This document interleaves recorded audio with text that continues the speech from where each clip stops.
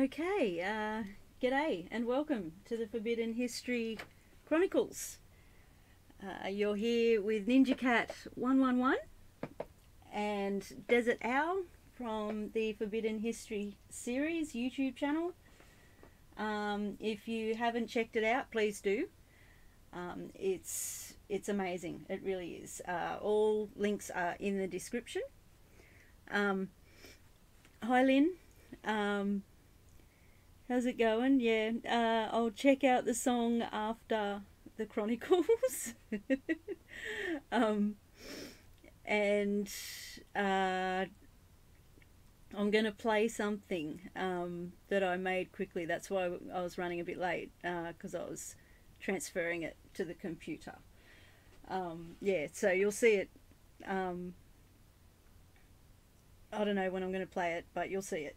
Yeah, anyway. Okay, we'll read the introduction. This is written by Dezert-Owl about 10 years ago.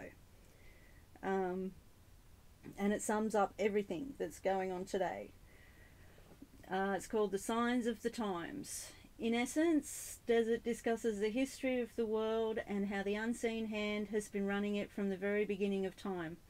Who they are and how they have founded all of the first great civilizations that are found all around the world, about who the giants really were, and the ancient Aryan caste and slave systems, the priesthoods, the anti-gravity V-manners, the earth-based misnomered UFOs which are man-made, the control of all forms of communications, commerce, religion, mass media, pseudo-politics, etc. It is the grand deception that is used to control all of mankind, and all instituted through the three main religions of the world in particular, used as their grand cover. Their cyber code has been revealed to him because he has become adept within the study of the ancient alphabets, communications, symbolism, religion, custom, law, cosmology, and mythology, not to mention the fallacy of today's political science and pseudoscience in particular. He can also define the true nature of their warfare, their shell game of bringing one civilization up for their temporary use and then taking it down for the next 500-year generational cycle, as symbolized by the classical phoenix. He discusses the ultimate in mind control and ancient art and the financial control, the secret societies and their blood occult rituals, and how they wage all wars throughout all time, throughout all time, through the nations that they have created, which are all imaginations, plantations, and mere corporations. They have taken blood oaths to surrender their self-will and mind to their blind goddess, who has demanded our blood from the very beginning of time. They communicate to their minions through the movies, TV, and print media, while he can see, read, and interpret most all of it. It all says that they are using us for our ingenuity, for our collective constructive labour, for experimentation, and in the end, they intend to kill us all. They have given us full notice of what they are doing, and what they fully intend to do, while all of the general population, the sheeple, they merely go there to be entertained. The New World Order is the Old World Order from the beginning of time. There is a major cosmic natural disaster that is about to happen on Earth, and they know it, but they are cleverly leaving us in the dark. Hence the reason that they have built hundreds of underground bases all around the world, while they are leaving all of the people to remain unprepared, uninformed, and above ground, so that when it comes, the mere 5% who will survive above ground will die from the weaknesses and disease that has been generated from all of the poisons that they have been feeding us, from the chemtrails to fluoride in the water to tainted vaccines to fake food, etc., etc. They have enslaved us all by the clever means of deception, because we, most all, are their cattle, chattel property, and because they merely wanted to harness our labour, what they always needed, which is what backs most of the world's currency through the birth certificate. But they are all through with us now. It is written in stone, as it can be seen written in the Georgia Guidestones. To know the truth is to be empowered and to be prepared. We may not be able to stop what has been done and what is about to happen, but the innocent and decent people on planet Earth deserve to know. And that was written by Dezert-Owl. And I'd like to welcome any new listeners, and I'd like to welcome all the regulars as well. So, g'day, all. And g'day, Dezert-Owl. How's it going? Hi, Ninja. Good, doing all right, thank you. And I wrote that actually that read that you do, State of the Sign of the Times. I wrote that about 2011, so that was about eight years ago now. I guess I wrote that. So Okay. It's been a long journey and process for me. Near 30 years of broadcasting off and on, trying to talk about the important issues that are hard for people to figure out, you know. And so I'm still figuring it out myself. Okay, it never ends actually. So yeah, the more you know, the more you know that you don't know. Actually, sometimes that way. Yeah, you know? yeah. Well, it's what the deception is the entire world. So it's pretty endless when you go down the rabbit hole. Yeah. We have a group of people that have been working 24/7 for thousands of years to institute their grand cover for who we are, where we are, when we are, and why we are. And they certainly don't want us to know who they are, and they're hiding behind priesthoods and corporations, the political charade. The politicians are about the most pathetic creature that anybody would want to see. Of course, next to religious preachers. I mean, the politicians and religious preachers are about as sick as anything can get. You know, when you know about the things that I share here on the broadcast, based on original thought, the Indo-Germanic mother tongue that I prove out is superior to all other of the later versions of the Aryan Indo-Germanic.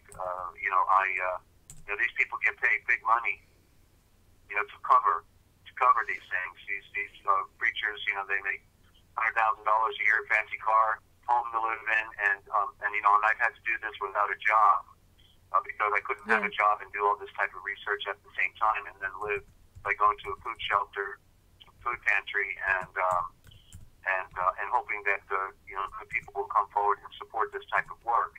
And there has been just enough support over the years just to you know, put a roof over the head and some you know, food on the table, but never, you know, enough for an automobile. You know, I've not had an automobile since 1996, I believe it was. I've never had one. Okay, you know, so right. Well, but from my standpoint is that I could have had one. You know, I could have had a house on a lake with a dock, but because I was continually plowing the field of trying to do the right thing in a bad world, then, you know, I got infiltrated and taken down and lost all of those things that were. I had a little piece of paradise in East Texas, you know, and but it's okay because I knew the truth, and the truth is that that's not the paradise I want. I don't want to live out my golden years on some side of a hill rolling into a lake and then, you know, go to dirt. That's not what this life is about. It's about knowing the truth. Yeah. And the true treasure. And Yeshua said, lay up your treasure in heaven, which was coded, of course, because it's lay up your treasure in the throne of the Son. And the throne of your Son is your mind. That is the throne. Your head is sitting like a throne on your neck, and it is a conscious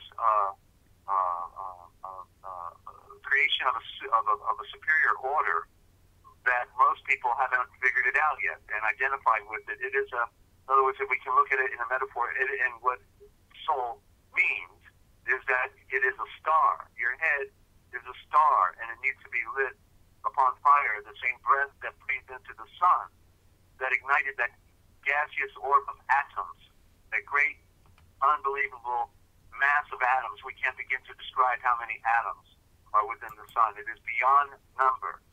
And that breathed, the breath that moved upon the cosmic waters, that breathed into the star and ignited it, is the same breath that wants to breathe into us and transform our being from a lower sentient state to a higher order that that has infinite. Well, it's another world that begins right here. So I have a read today I want to do with the word Adam again, because it's something that we've been talking about, and I've got more material now, and I got probably more than I know I'm going to be able to chew all day on the program, but I'll give it a shot. I just want to give one word discovery that I could expand on in several more words, but I'll try to keep it simple at the moment. And it is the word rib, where you see, because everything is a code, and therefore all the elements within our stories that we're being given about creation and all the other stories is part true and part not true. But being that it's been written in a code, then when you know the code, you can back engineer it, and it will reveal itself. And so when we got the story that Adam was, Keva was made, who is incorrectly called Eve. Keva, Ava, you hear is right there, the AVA. There's the sound wave of creation. Wow. Coming from the K, the CH, the KH is the fire. No C in the original. It's KH. That's the fire. H is the bridge, the breath. The K is the obstructive elements of creation that the chaotic beginning that started with all creation, and then the Va, the VAT is the serpent of of creation, and I'll just as a slice on that, because just as I was waiting for you and I went back to reading, you told me you had a little downtime. I read an interesting statement that fits right there with what I was just referring to, and it is about it's out of the book The Mysteries of Creation. As I'm plowing through it, the Genesis story by Rocco Errico, and in here he says that, and I had to highlight this. It was so powerful. The Creator's dynamic, and then we talked about how the words continue to unfold, because you asked me about how I read or something like that, and so we were just talking real quick about the program, and so I'll give you an example of what I was doing just prior, and answer that question a little better. I highlighted the quote: "The Creator's dynamic spirit symbolizes motion, the basic element for change." Of course, I knew the word change was not the right word. That's the political buzzword. They love change, but it's deeper than that. And so I wrote down the transliterary thought of that, and I put down the spirit symbolizes motion, movement, direction, the prime element for evolution of cycle. You see, that's more correctly the way it's stated. And so that's the serpent. So the serpent, it represents the motion, the motion, and we also call it the Torah, the bull, the torque, that which is turning and moving. So the bull and the serpent are one and the same in the metaphor, we could say, and that without movement, there is death, right? If your body's not moving, you're dead. And so all of your cells in your body, your circulatory system, everything is moving. Even when you're laying still, your body's active. Yeah. You get that? Yep. In fact, your mind really never goes to sleep. Your mind is always firing and giving off electrons or protons or whatever tons they're giving off. It's an electric universe. Of course, they don't want us to know that either. And everything that goes around, well, certainly it can't happen on a flat Earth. And we have enough evidence of all the H-Tabors, the words within the storyline that the Earth is spinning as well, and that's how all of our seasons and all of our weather patterns. Of course, we don't have those anymore, thanks to the Bhagwan Gandhi Rashish. But we're in everything is circular in its motion. It's rotating and going around, and it cycles. And so I wanted to go then to the word rib, because it says that Keva came out of the rib. It said a rib was taken out of Adam's side, and then flesh was put around it, and then we get Eve. But actually, when I saw the word rib, I had to back engineer it, because I knew that there was a problem with it. I'd known it for a long time, but I didn't focus enough, energy on it to be able to unravel the mystery. But I did this past week, and so I know that the I and the B, the only legitimate letter in RIB, RIB, is the R, and that's the prime. Since you've listened enough to my program, what would you say that R is the prime symbol for? If you've heard me enough talking, do you think you know what R would represent? If only one word represented the R, and I don't mean to put you on the spot, but I'm just. Yeah, you're putting me on the spot at like 1:15 a.m. Thanks, Desert. All I can think of is the R. Is like the H, which is the bridge. That's all I can think of. I'm looking for your dictionary. Right, well, the R is a multiple construct, actually. If we look at it as of a K and of a P. Yeah. I was thinking that too. I was. Yeah. Yeah, and so it's a power letter, and the one word that would describe the R would be royal. Okay. Yeah. It is this royal symbol, and it's also a form of what we call the Cairo, and the Cairo was a symbol that was the P and the X combined, and it meant the place, and wherever they would put on the side of a tree or on the side of a wall or out and wherever they put their treasure or wherever they wanted to meet, those types of things, they put the Cairo, and that's which is a corruption of the word, of course. It's Cairo more correctly, and the ro is that which goes round, and of course they were all Roman back then. Even if they were Mazorean Egyptians, they were Roman because they all rode and made the circle of the row in the ancient stories. So the R is the only legitimate. So we got 3 letters and 2 are bad, and the A becomes. And I already know immediately now when I look at the word how to do it, but the I typically you replace the letter I, which is the blind. It's the blind eye. It's interesting that it's the only small letter that has 2 parts that are separated. The dot above it, because it's the dot that symbolizes the moon, which is the blind eye, the moon, over the horizon. But the horizon becomes a pedestal turned up vertically from horizontal position, vertical, and it's like a pillar holding up the symbol of the moon above it. And so it's the A. The I is the A, and the B is the V. So the rib is the Rav, the R-A-V. And so the A-V, do you know what the A-V together symbolize, Ninja? I'm supposed to be taking notes and have this down.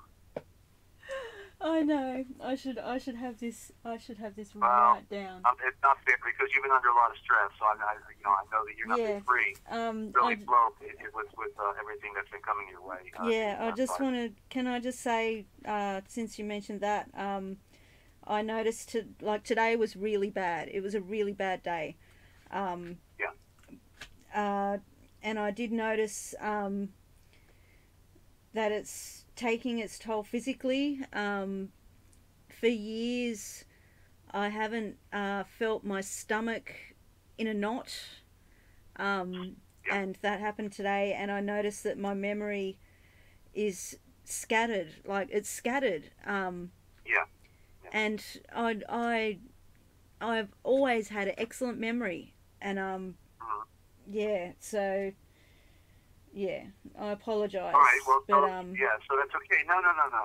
It's I'm trying to be a little interactive, and I know, and I want to be the perfect student, because I love this. Well, you are. You've been doing great, okay, and you're the one bringing on the broadcast. So how could I be more grateful for your effort to produce this opportunity for other people to share in this esoteric knowledge that has been denied all of us. Okay, so the AV represents the star. The A combined.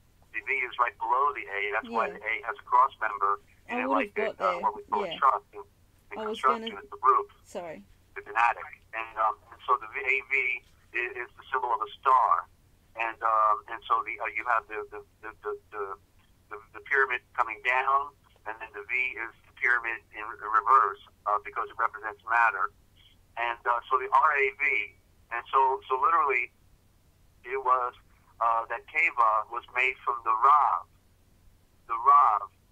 of Adam, of the atom. And so if you remember when I was trying to describe, the word serpent as being the navigator, the Naga, as it says in the concordance, but yet it's an abbreviation for the navigator.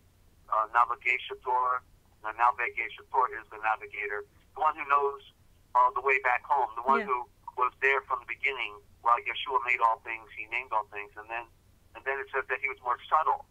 Then it says that this navigator was more subtle, but when I look it up, then I find out it was the Avram, and the Avram, I realize it's the abbreviation for Zavram. The Zavram is where we get the word sovereign. We talked about it in the last program, right? The sovereign. Yeah. So then the star navigator. I've been saying that word everywhere now. Sorry, sovereign. He was the sovereign, but we can qualify who he was, because it's like we go from Adam to these power words, and we're never given an introduction to who he was, but now we are, because when we now know the code of the word rib, that it is Rav, then we get it, because it says that Keva was made from the Rav, and we have to be able to read the Indo-Germanic element, which is the R for royal and the AV for star, and she was made from the side of the royal star. Adam is a royal star. And so when it said that she's made, the woman, creation, remember, and when she appeared, he says, you are Keva, you are the mother of all living. Whoa, she comes last, and yet he says you're the mother of all living? Well, then she must represent something in her creation, and she does. She represents all of creation, represents the earth, and so when it says that Keva was made from the side of the royal star, well, then not only does it mean that she physically was made from Adam's side, he's the royal star. Now we're getting the picture that he must have been one powerful dude. He's a royal star. But then at the same time, in the metaphor, because she represents being mother of all living, then it also means that the earth came out of the side of the sun, as I've been sharing on the program here. Do you get it? Yeah, I do. It all fits. One story is telling another story of creation. Yeah. Because it just goes back to the little pop quiz question that I had a memory blank with with the A and the V. Like, it just makes sense. Like, the A represents the star, the sun, and the V, and like Adam, and the V is matter, the earth, Eve, the mother. Yeah. It's so all, the woman came out of the woman. See, I get out it. of the royal star, meaning the planets and the moons. Venus, Mercury, Mars, Earth, the moon, all come out of the side of the sun. The solar system. They're all going around their mother's star, nursing upon her breast, because they cannot live without the nourishment of the sun. The sun is the life force. And so and that's the macrocosm.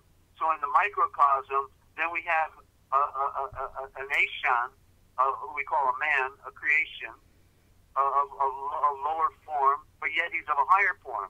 In other words, he's smaller than the earth, but yet he's superior to the earth, because the earth is a lower form of Elohim, and therefore is merely has within it the divine love and the capacity to create, to bring forth life on earth.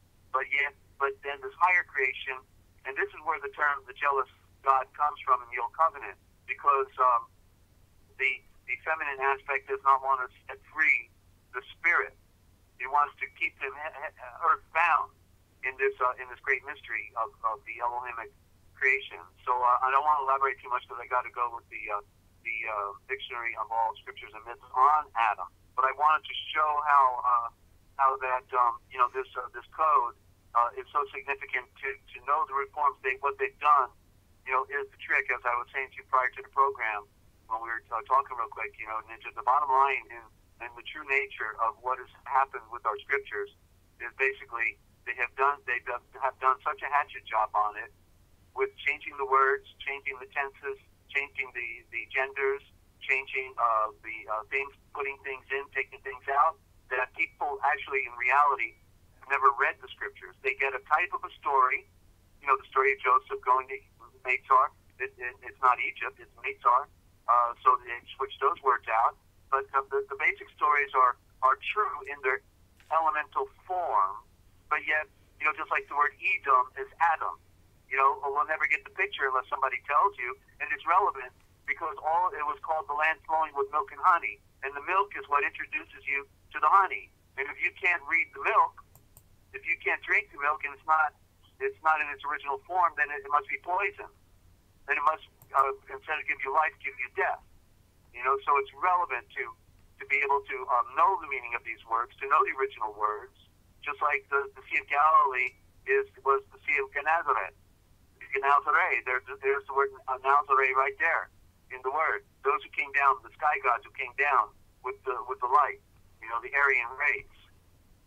And of course, when I talk about the Aryan race, it does not mean they're better than anybody else. They had more knowledge, yeah, but they were supposed to bring truth to mankind, and instead they sold out, and they decided to, rather than set mankind free, that had all the other races that were here prior to the Aryan, which came last. They decided, hey, why don't we just enslave these stupid people? And they did the old time slavery trick on us, and that's what they did.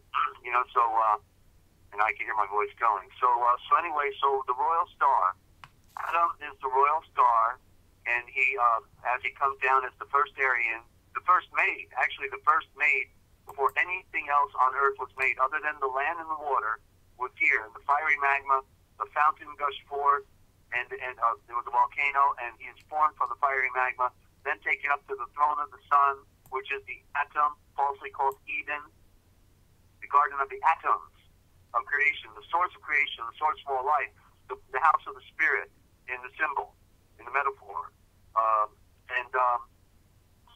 The mother star. And so that's how we then get the picture that the royal star is the navigator. He's the one who knew all things about creation, just like Yeshua obviously knew all things. Not only that, he was all things. Whereas Adam was just an element within the story. Yeshua is the one, the primary protogene and the prototype and the prime archetype of all creation, and that's why there was only one perfect made, and that's Yeshua. So when Adam becomes the duplicate, he has with him also the element of the fall, because he's not made by Yahweh like Yeshua was, the first atom, A-T-O-M, but Adam, A-D-O-M, is made by Elohim, a lower creation. And so certainly a lower creation can't make something greater than itself, and therefore Adam was destined to be a part of the saga of the fall. That was his job, whether he liked it or not, because Yahweh had intended for his son, Yeshua, to then create the final creation of a perfect creation, which had to come last. That's what's going on here. The fallen one had to come first in the story on earth, and so that's what Adam represents as the first Aryan. So it fits the maxim that which is first is that which came last, and it's the same with Yeshua as the first made in the entire cosmos, and the same microcosm with Adam being the first made on earth. He came last. The Aryan race was made first, but it came last because Yeshua was going to come to the Aryan race when he came in the story of Mary in Bethlehem and to save mankind 2,000 years ago. This is all the story that's been hidden from us, and it's relevant truth because it creates bearing and bearing within the story. And I could go on with the word Rav. Rav we find in the word raven, and we find it in the word rabbi. Rabbi is the Ravion, and all. And so these are words I'll try to talk about maybe on Wednesday. I'll elaborate on the Rav a little bit because it tells a story, big time. All of these words tell stories if we can, only see and read it for ourselves. So I'm going to get a little more light here, and I'm going to go into the dictionary on all scriptures and myths, if anybody wants to follow along. And I want to welcome any new listeners out there today as well, and all of our friends that always seem to come and listen in as a regular. Lynn out there, certainly, and y'all love. And I'm not looking at the board right now, so I don't know everybody that's out there. So, well, let me know when you get the computer in front of you, because at some stage I'm going to play what I was transferring. Like, yeah, it was for the program, so that's why we're a little late. I'm confused. I'm confused. What? I'm sorry. That's why we were running a little late, because I was transferring a file for the program. I whipped something up really quickly, and yeah, and you're gonna put it out on the break. I'm sorry. It hasn't got any music with it yet. It's just, but I made something. Yeah, I wrote something. I wrote a message to Lynn. Really quick little backstory related to the kind of day I had. Earlier this afternoon, I had to get everything out because I felt like I was gonna explode, and so I wrote Lynn a message, and it was just explaining my day and how I didn't know I didn't know how I was going to continue to do what I'm doing, and then a couple of hours later things settled down a little, and I rethought what I wrote and went in and deleted it and replaced it with something nicer. And yeah, and I thought, oh wow, I just wrote that. I'm going to make it into a little little presentation, but it's got no music with it, so it's just a little presentation. Yeah. So. Okay. Well, so my question is that going to be something to look at during the break, or are you doing it during the program? Because am I supposed to be looking at it, or is it just for everybody in general? I'm sorry. Oh, it's just for everybody. I just thought you'd like it. That was it.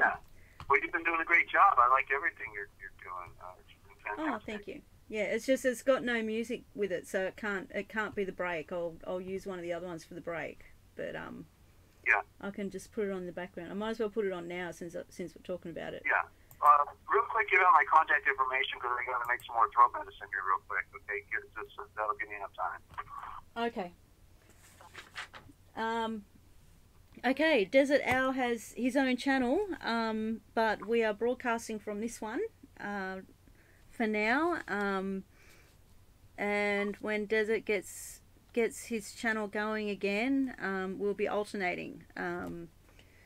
Please go and check out the Forbidden History Series YouTube channel. The link is in the description. If you'd like to help with the greatest transliteration of all time, if you'd like to help and donate a little bit of money towards it, any size donation, you can go to www.therealpublicradio.net. That's www.therealpublicradio.net. That's also in the description. All the details are in the description of all the Chronicles live streams. You can go there and click the donate button. There's also PayPal option. And you will receive free PDFs, one of the Real Da Vinci Code Etymological Dictionary. There's another one of the Book of Wisdom. I love that one. It's helped me out a lot, especially lately. And also a sample of the original Gospel with a more up-to-date dictionary attached at the back of it. If you want to get copies of this literature and you can't afford to donate, just contact me via email. My email's in the description, or you can call Desert directly. He can't access his email at the moment, so I can pass on messages, or you can give him a call. You can call him on 608-566-7295. That's 608-566 excuse me, 7295. If you're international, add a +1 at the start, and we'll get the copies to you. Yeah. And if they want to talk on the phone, if they text me on that number, I can then call them back. If they haven't called, they can just text their phone number and say, I have a question, Desert, this is so-and-so, and then we can three-way them in. Otherwise, if they want to call in on Skype, Skype is good to go. Free America Radio, all one word, Free America Radio is the Skype name here, and it probably still says Kingsland, Georgia, but I'm in Millersburg, Ohio, so I'd love to hear anybody with a comment or question. And I also want to say special hello to Shannon. I see on the board here, even though I can't interact on the board because I'm still having computer issues. I can observe, and I see Shannon out there in DC. My river runs to him. Her YouTube channel, her latest channel. And so Shannon, good to have you. Long time no talk. So welcome to the I thought so. Shannon from Yeah. She was. What was her channel? Sundoggin. Yeah. That's right. So I she's thought in it might have been today. you. She's Yeah. undercover. Under the water. Her river runs deep. So good to have you. Anyway, so are we good? We're good. I'm going to put my little background thingy on. Yeah, we're good. Please continue. All right. So I'm going to do Adam. This story about Adam really just continues to unfold, and I found the slice in Philo. If I get to it, I will then present the element that I also found in Philo, and it's about the fall also. A more elaboration on the story, and for anybody that's coming in late on this issue, you have to go listen to the back issues with myself and Ninja, and also on my other network, because this is it's what's been stolen from us. So it's a lot of mental work and grace of the Heavenly Father to see how our world came into being and how man came on the scene and the things that occurred.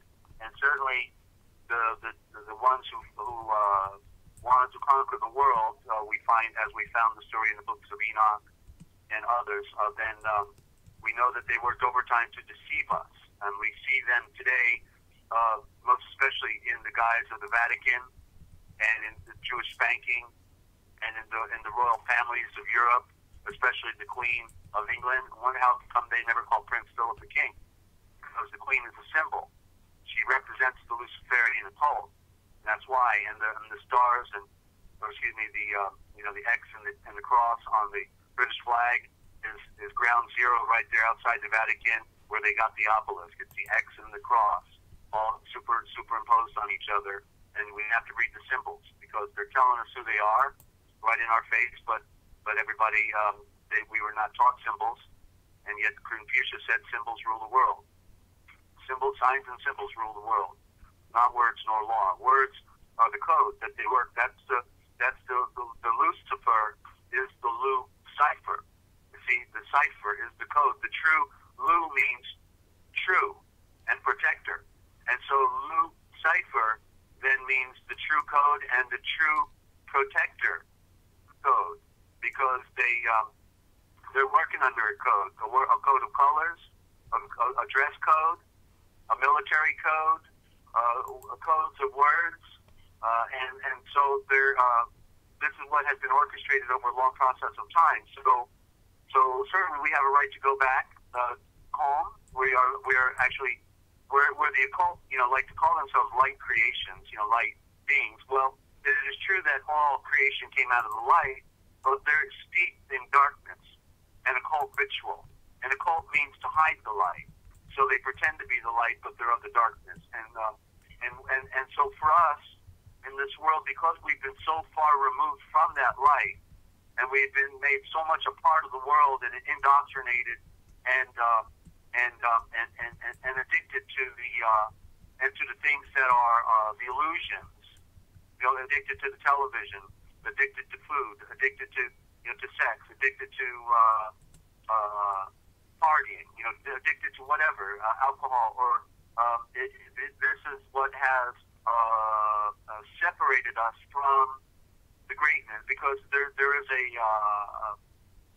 an experience that is to be achieved within the spiritual realm, and it starts with knowledge, and so the knowledge, like as you know, Ninja, and the few who know me know my addiction to reading books, because that's where it's at. I read dictionaries. I read dictionaries. Literally, I've more dictionaries than most people on the planet, because and they're the best. They're the most important. And they tell, in other words, it's for me. Whereas the classic Indiana Jones, he goes around the world digging dirt. But literally, there's an axiom that says you can know the entire universe and never leave your couch. And I know it's absolutely true. I've heard that before. Absolutely true. Yeah, because we can go there in the books. Yeah. And even though many of the good books have been removed from the shelves, from the libraries, from publishing, nonetheless, the trail is still there. It's a work. It's an effort. It doesn't come to you on a silver platter wrapped in tinsel gold. You've got to work for it. It's a work, but if you put the effort forward and you get on your knees and you ask the Father of Light to shine His light on you, He will. He will. He does, because that is His purpose. That is His intention. And therefore, He's good to go. The problem is we. The problem is us. The problem is me. The I. The ego. Because the ego goes where the I goes. Says, oh, I like some of that. Give me some of that. Give me. And so this sensory perception that is compelled through the lower world has to be turned inward. We have to go inward in order to wake up. We have to wake up to our true nature. Our true nature is not of this world. That is the illusion. The physical matter is the grave. Our body is a grave. It is a hell. It is a grave. It is an illusion that has a temporary existence. And as another axiom says, that which has a beginning has an end. And we know all of us are less than 100 years old, and that therefore we know we are going to meet an interminable end of our mortal being. Mortal itself means death. Mortal is mortar, mud, dirt. We're not dirt. We're not mud. We're not mortal then, in the reality. We are immortal. We have eternity hiding within us, and we have to discover it. And the words become the mechanisms that are used to help us to unravel the mysteries and wake up. We have to wake ourselves up consciously. And that what you focus on, your attention daily, is what you become conscious of. So if people focus on, entertainment and music and all the other diversions that are out there, then they're in trouble. I keep trying. This past week, I've been trying to get the one song of the Mamas and Papas out of my head. What's it? California Dreamin', California Dreamin'. It's such a beautiful song. We love these songs, Yeah. But I don't want to be California Dreamin' anymore. I'm sorry. I love California. I lived there 3 years, But these are the songs that they made. Yeah, they get stuck in. To control our mind. Yeah, they get stuck in your head. I think is all part of the plan. Yeah. Like it's catchy. It's repetitive. It's same repeating pattern gets stuck in your head. Yeah. I like John Lennon. He gave his life for peace. They killed him because he was right in their face. He was a hero in his own right. Although the music industry that he was a part of was MI6 and British intelligence and another form of mind control established the the foundation of modern day rock and roll at the time, and so he knew that, and he ultimately came out of it. So we have to realize that the challenge that we face, that everything is in influence, and so what we allow to flow into us is going to be a part of us, and it will then therefore also control a certain element of how we see things. Yeah. And so that's why, we have the classic picture of the ascetic monk, who goes somewhere and sits in a cave and meditates, because we have to at one point, we have to shut everything off. We have to separate from delusions. In other words, I think it was Cicero who said, allow me to create the music, and I will control the next generation. You see, that was 2,000 years ago. Yeah. 2,000 years ago, they knew the truth about, and that's why they created all the amphitheaters. Go to all the ancient civilizations. Yeah. Oh. They all had a theater. Yeah. Wow. Yeah. Because that was the one world order scheme of indoctrination. There's nothing new under the sun. What's going around has been going around for thousands of years. It's the name of the game. So we have to stop. I don't want their product anymore. I don't want it because it's death. And so what I want is I want to hear the voice of the one who made the entire universe, because he's my guy.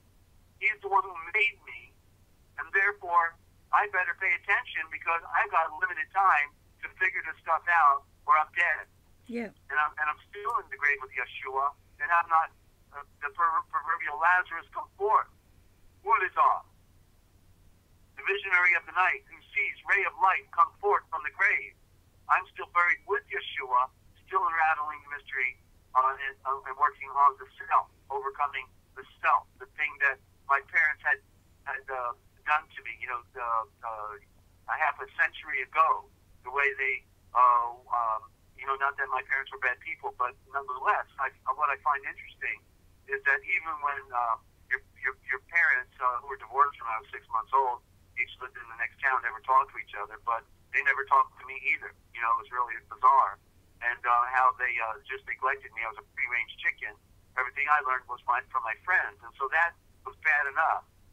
Bad enough that I had nobody talking to me, nobody giving me good advice, even saying I love you. It was rather, my parents were the perfect product of America.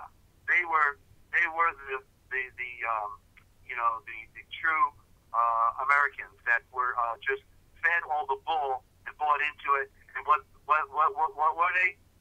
Drones, automatons, dead.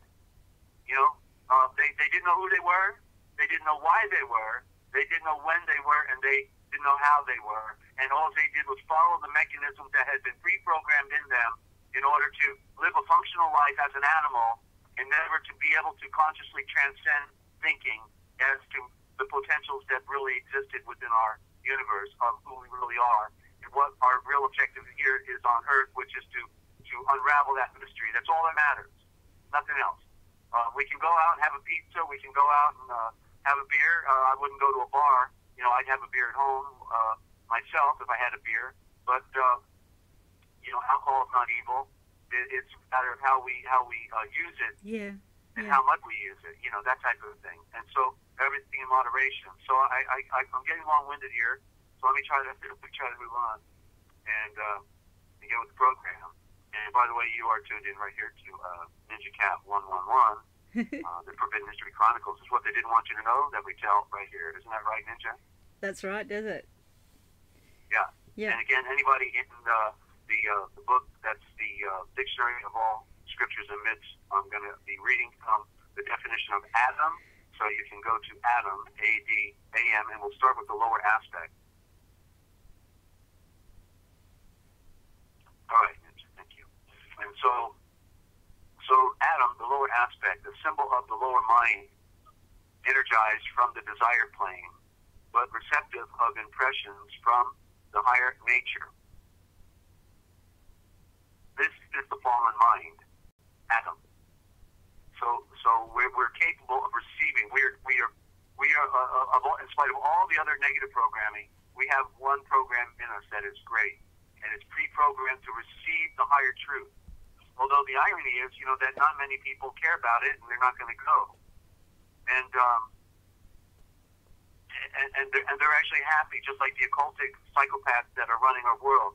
They're actually happy to live a temporary life of pleasure and blood drinking and raping children, and the power trip that goes along with it, the prestige and the phony titles, and then to go to the grave, and then to be cast out into the outer darkness forever, into the deepness of space. That's where I figure they're going, because they certainly can't go back home, or they come back on Earth in a reincarnated state of being another psychopath, or else are ritually abused, where they ritually abuse children and people that they also might come back as ritually abused, because that is indicative of natural law.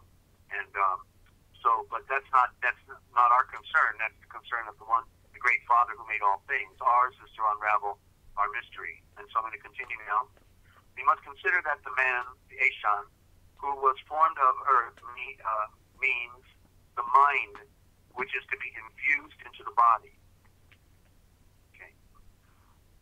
And God, when first of all, He is the I have to pull my glasses down to this fine print here. The great Elohim, when first of all He made the intellect, called it Adam. Okay, so the great Elohim, when first of all He made the intellect, called it Adam. Adam. The intellect was called Adam. Why? Because we don't pronounce the word correctly. It's the Dom. It's D-O-M, A-D-O-M, and the first part is the H is missing. They took the H out. It's Adam. Adom, and it means the judgment. So what it means is that we become our own judges. We hear about the judgment all the time, but the judgment is here and now. This is the judgment, because each one of us has been given the power to determine where it is that we want to go, and we have the power to get there. And that's the great mystery. You see, we're not going to stand in some proverbial line somewhere at the end of time and with a ticket, and I got my number 5,700,000, and wait till I go stand before some guy behind a desk and have him read some some document. It's not like that. We have been made our own judges. We will judge and decide where it is that we go. Continuing. The atom of dust is described by Zosimus as the atom of fate, him of the four elements. That is the lower mind, subject to karma and related with the lower quaternary. I got to give myself some more light here. Hang on. Okay. In reading the first and second chapters of Ganesha, which is Genesis, a distinction was made by the learned of the Asheriolites between the higher Adam, i.e. the Adam Kadmon, or first paradigmic ideal man, and the inferior, the terrestrial Adam. The Kabbalah describes four atoms, and the Kabbalah is relevant in looking at briefly for anybody, because they're hiding certain elements of truth within the Kabbalah, even though the Kabbalah is a piece of garbage, and so are the people that are in control of that particular tradition. The Freemasonry is controlled by Kabbalism, and Kabbalism is controlled by the Jesuits. So it's all layers of the onion. But they hide the truth, within certain aspects of creation in these stories. And I studied them a long time ago just to see what they were saying, because I leave no stone unturned. So for the mainstream, out there Christian that has a narrow way of looking at things, don't get excited, okay? Everything's okay. So the Kabbalah describes four atoms, the two highest of which are celestial and spiritual. And this is also, we find in Philo, okay? So Philo, buddy of Yeshua, talks about all of this as well. So what Philo knew is being also conveyed in the Kabbalah, because it is an elemental truth of the story. We'll find out as we go through further here. Okay, so the Kabbalah describes 4 atoms, A-D-A-M-S, the 2 highest of which are celestial and spiritual.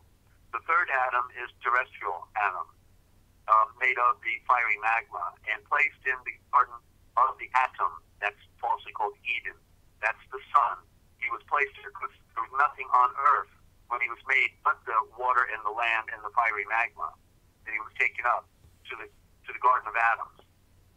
And this atom was also an androgen. It had when first created a glorious simulacrum or light body, and answers to the Yetziratic world. And there's the word Yetziratic and there's the word Asiatic. Okay, they're covering it here in this terminology. And I was amazed to find the word Asiatic being used several times here. It'll come up. This indicates an early form of man in an astral body on the astral plane. And by the way, I'm not reading that Kabbalah part anymore. This is something else. This indicates an early form of man in an astral body on the astral plane, directed at first from the Buddhic plane.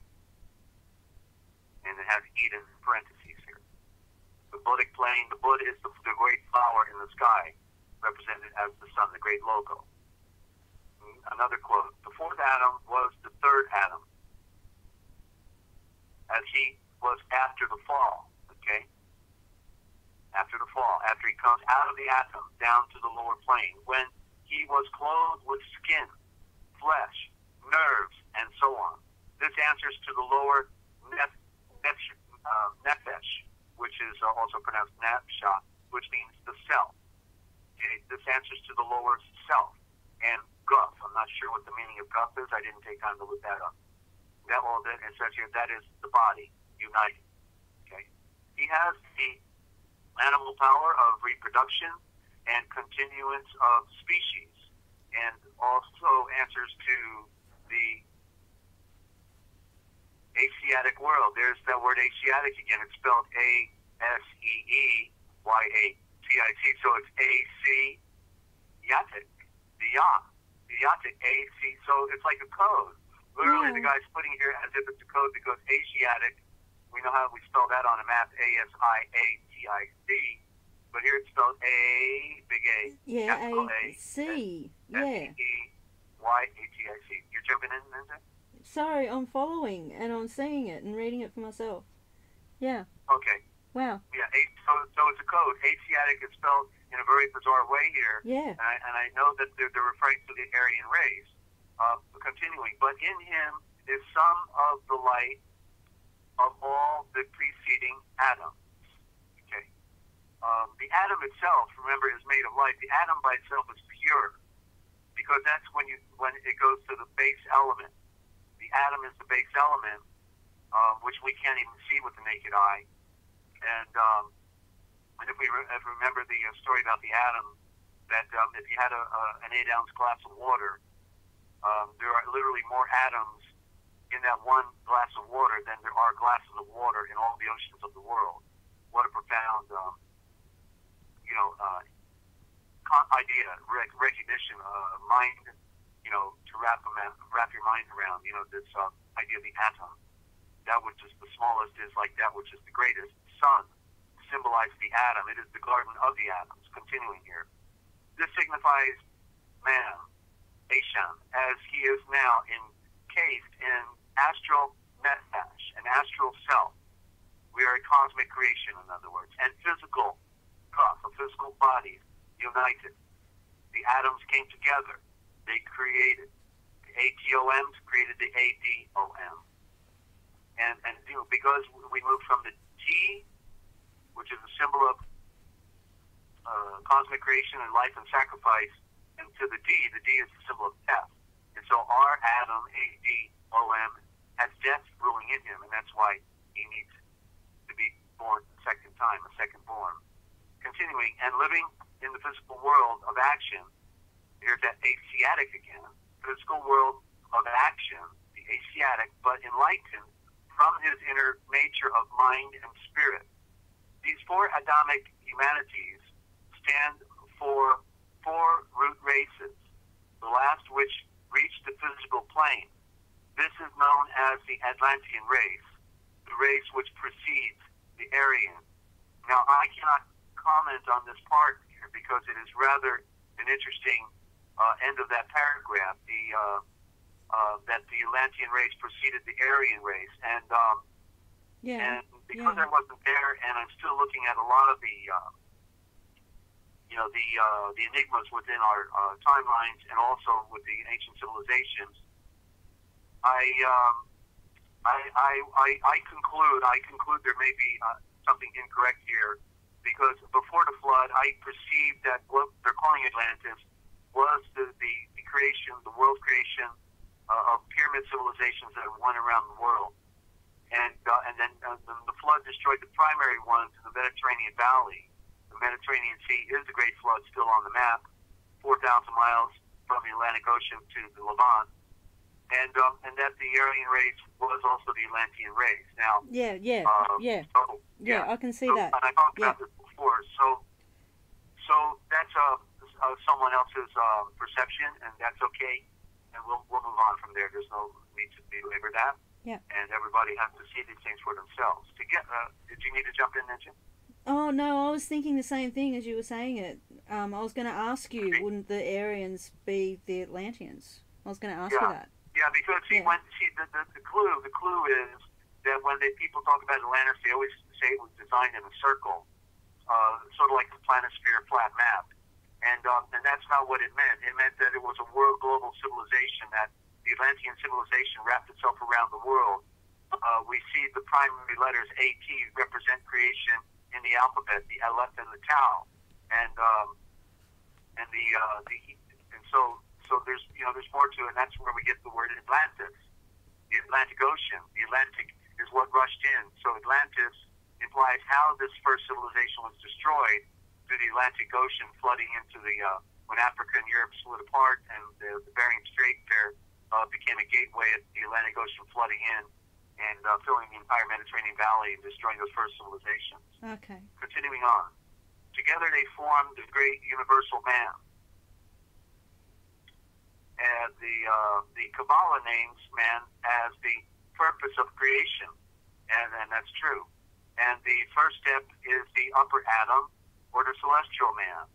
And there you go. You see, because he was taken up to the throne. And that's why while Yeshua is naming all creation and it's evolving on earth for 3.5 billion years, Adam is up there with him naming everything. It said there, right there in the beginning of Genesis, that he wanted to see what Adam would call everything. And so that's what they did. They created and put names on everything. And that's why Adam knew how everything worked. And that's why he was the royal star. That's why he was the star navigator. That's why he was the Zavram. He was the Zavram, not more subtle. He was the Zavram. He was the sovereign because he knew how it all came to be. That's quite an ego potential in your mind with that. This account of the four Adams may be compared with the Chinese dynasties. And I'm not sure enough about that to comment on it. That was just interjected in brackets here. And the great Elohim, or Yahweh, who is the great Elohim, formed the Eshan, the man, the creation, from the fiery magma of the earth and breathed into his nostrils the breath of life. And the Eshan became a living shul, a living soul, a living star. It all came into being for us, ladies and gentlemen. All of nature, all of existence came into being for us, for our spirit. Not for our physical pleasure, but for our spirit. That was Genesis 2:7. And the will wisdom established in the lower, the will wisdom, in capital letters, established the lower mind, which is the direct offshoot of the higher element, matter, of the lower nature. And into this mentality, the spiritual essence or spark was projected to connect the lower nature with the higher. And thence the Eshan,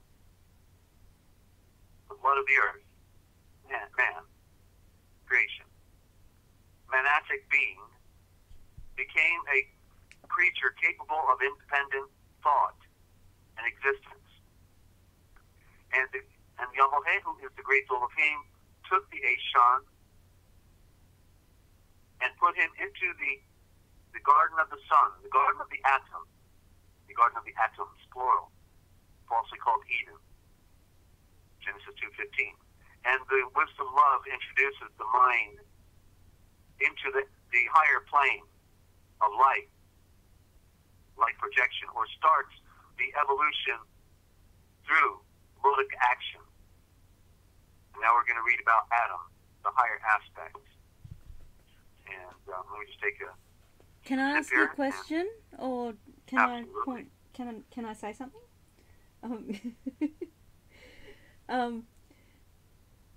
You just called, like, I've only ever heard you refer to man as blood of the earth, and you just said a different word. Ashon? Ashon? Yeah, Ashan. Ashan is another, in the Aramaic, it says Nasha. And so they switched it around. They did the trick when they gave them the Estrangulo alphabet and took away the original Aramaic alphabet from the Easterns.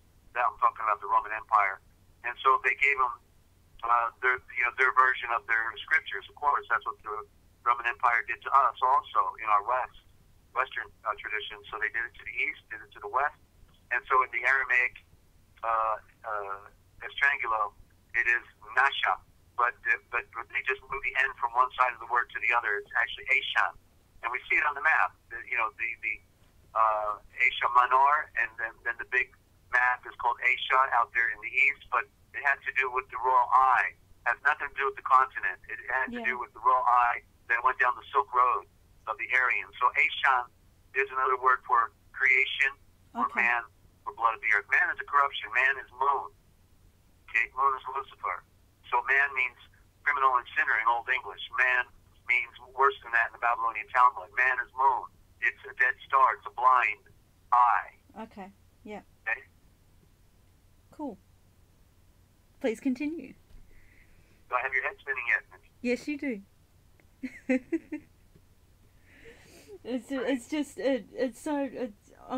I haven't got all of this dictionary printed out, but I'm glad you're doing A, because I do have that part, and I can sit here and read along with you, and it's okay. Amazing. Okay, so yeah. we're on Adam, the higher aspect. Okay, a symbol of the divine nature of humanity.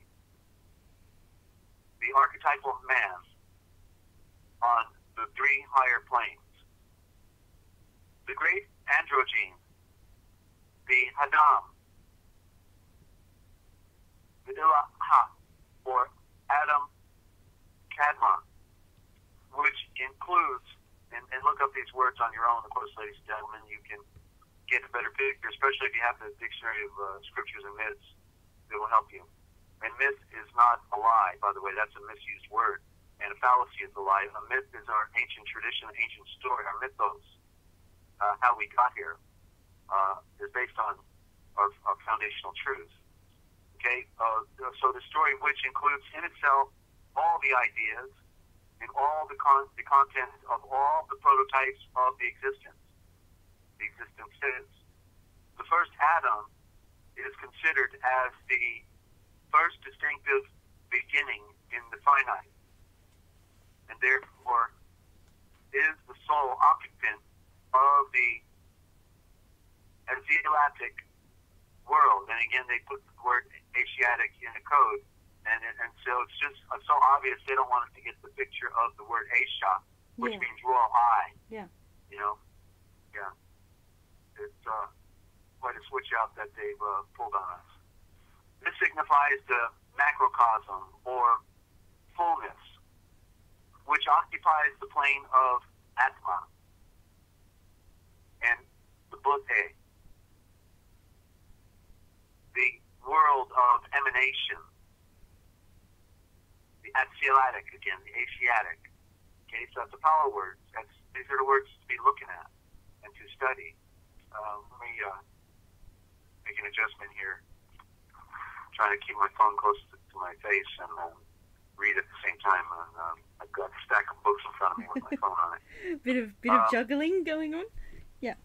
Juggling. Okay, here we go. Man who at first stretched from end to end of the world was afterwards diminished by the hand of the great Elohim. And that's Psalm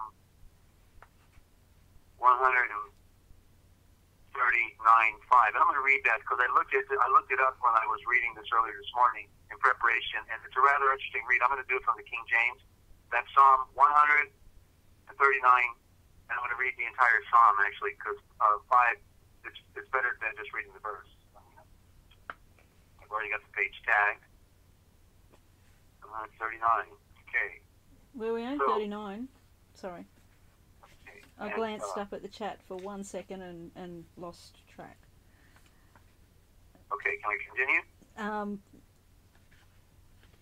Yeah. I didn't hear you. Yeah, please continue. Sorry, I glanced at the chat. Sorry, guys, but I have to ignore the chat so I can follow. Yeah. And I will interject a little bit of the original thought as I read. I just do that systematically. I change Lord to Yahweh, and the big O, when you see an O by itself, it means true, perfect, and complete. So a few things I'll transliterate as I read here, which I've always done. Yeah. True, perfect, and complete. Yahweh, you have searched me and known me. You know my down-sitting and my uprising. You comprehend my thoughts from afar. You compass my path. Am I lying down and are acquainted with all of my ways? For there is not an Eshavor, a word in my tongue key, but it is true throughout all time, true, perfect, and complete. Yahweh, you know everything completely. You have beset me behind and before, and laid your hand upon me. Such knowledge is too wonderful for me. It is so high. I don't think I can attain to it. Whither shall I go from your spirit? Or where shall I flee from your presence? If I ascend up to the throne of the sun, you are there. If I make my bed in the grave, I can see that you are there as well. If I take the wings of the sunrise, those cherubims, the red rays of sunrise, and dwell in the uttermost parts of the sea, even there shall your hand lead me, and your right hand shall hold me together. If I breathe, surely the darkness will cover me. Even the night will be a light about me. Yeah, the darkness hides not from you, but the night shines as the day. The darkness and the light are both alike for you. For you have possessed my reins of my being. You have covered me in my mother's womb. I will praise you. I am fearfully and wonderfully made. Marvelous are your works, and that my mind knows right very well. My substance was not hid from you when I was made in secret and curiously worked in the lowest parts of the earth. And it was in the darkness where we were formed, just like the seed in the earth before it comes forth. Your eye did see my substance, yet being imperfect. And in the book of all my members were written, which in continuance were fashioned, when as yet there was nothing of it. How precious also are your thoughts unto me, true, perfect, and complete, great, full of aim. How great is the sum of all things. If I should count them, they are more in number than the sand of the beach. When I wake up, I am still with you.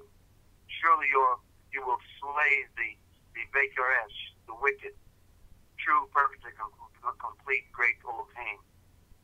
Depart from me, therefore, you bloody Bashan, blood of the earth. For they speak against you wickedly, and your enemies, they your name in vain. Do not I hate them, true, perfect, complete, Yahweh, that hate those that hate you, and am not I grieved with those that rise up against you and your own? I hate them with a perfect hatred. I count them my enemies. Search me, true, perfect, and complete, grateful of fame, and know my heart. Try me, and know my thoughts, and see if there be any vacant way in me, and lead me in the way of a day without end. So, rather interesting introspection there. Continuing on, and then it says here,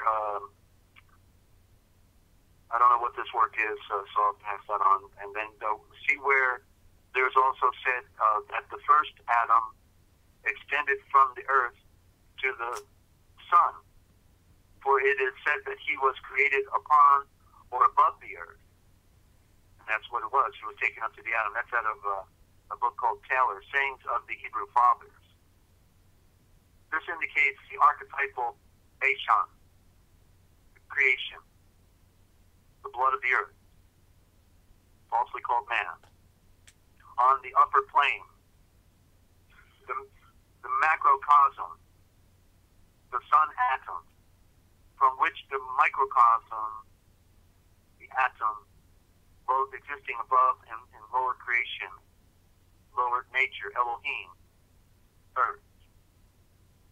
The second being a diminution of the first, obviously coming down to the lower plane. The Chaldeans and the Parthians and the Medes and Hebrews called the first Eshan Adon, A-D-O-M, not A-D-A-M. The O is relevant. The A and the O are twins. The A and the O are the prime elements of creation. The O is under the A. The A is a compass, beyond being a pyramid and a projection of light. It is a compass that makes a circle. The circle is under the A, and it means infinity. Not eternity, but A-torn-te, A-torn-te.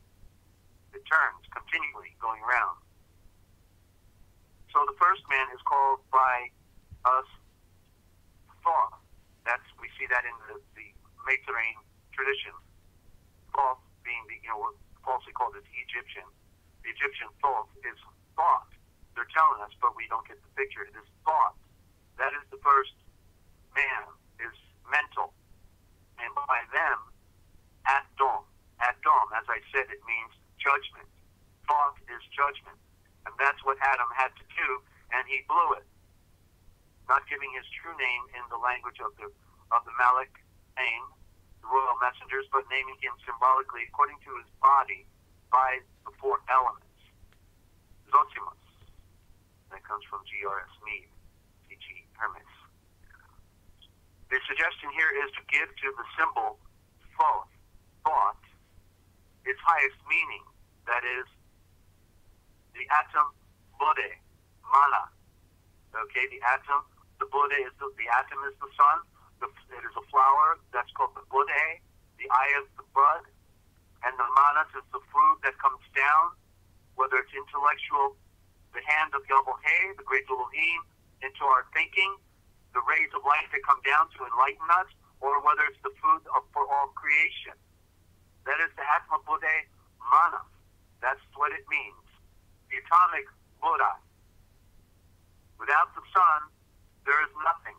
All things came from the light. The same as thrice greatest Hermes. Hermes means messenger.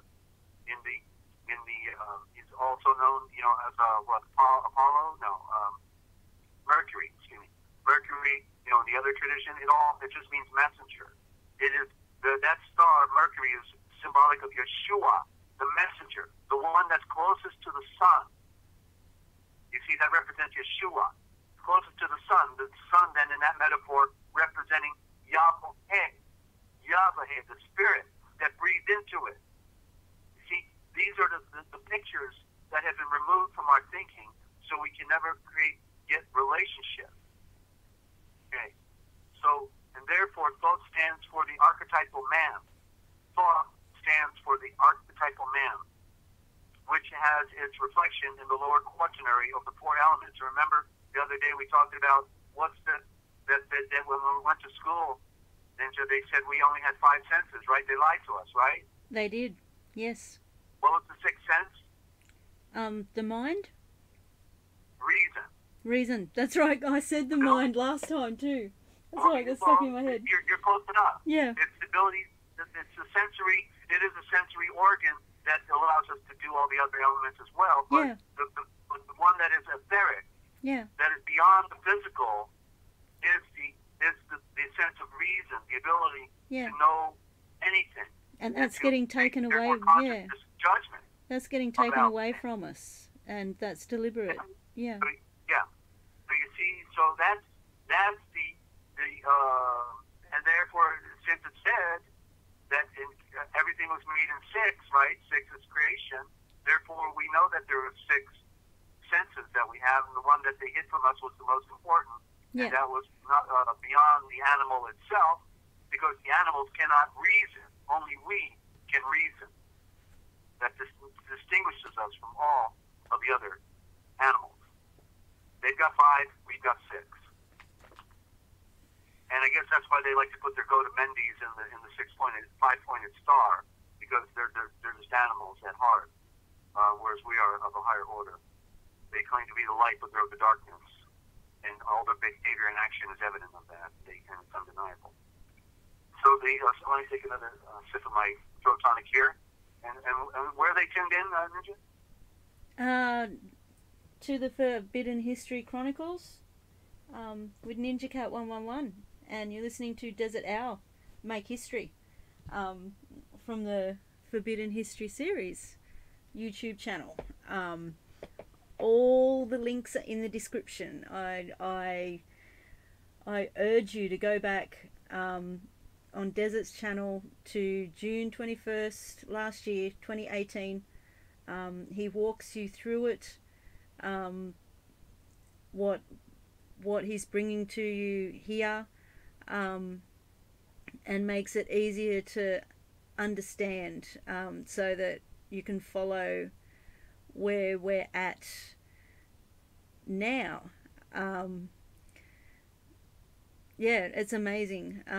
There's so much. There's so much that they have twisted and taken from us, and Desert is figuring it out for us, with the help of Yeshua. So yeah, amazing. Yeah, thank you. Yeah. Thank you for making a clarification, because I'm not smart enough to figure this stuff out. It is revealed by the light. The flowing light. That is the servant hand. Yeshua is helping in this, great mystery, because it is beyond anybody to be able to figure it out. Especially the conspiracy against mankind, the way they did it to us through the diction. It was the miracle of the heavenly. I say heavenly Father. That's not correct terminology either. Heavenly, but you know what I mean. The etheric Father, the Great Spirit of Light, Yahweh. He puts me at the right book at the right place, and the cross-referencing. You know, it's the truth is out there. That is the beauty behind. They do their best to hide the truth, to hide the light, but nonetheless, the light comes through, and it's all out there. You know, it's a really all an open secret, as another axiom goes. And so, but it's a work. It's a life dedication, and one will not be able to achieve enlightenment passively. That would be the great lie, because he said you have to lose your life in order to find your life. That's Yeshua, and therefore, and he gave us the perfect example. He was good to go to be nailed to a tree, and to be beaten up and tortured ahead of time by Herod and his men and the priesthood. He was actually stoned prior to being nailed to the tree. Most people don't know that. They'd have to read the original gospel, which is falsely called the Aquarian gospel.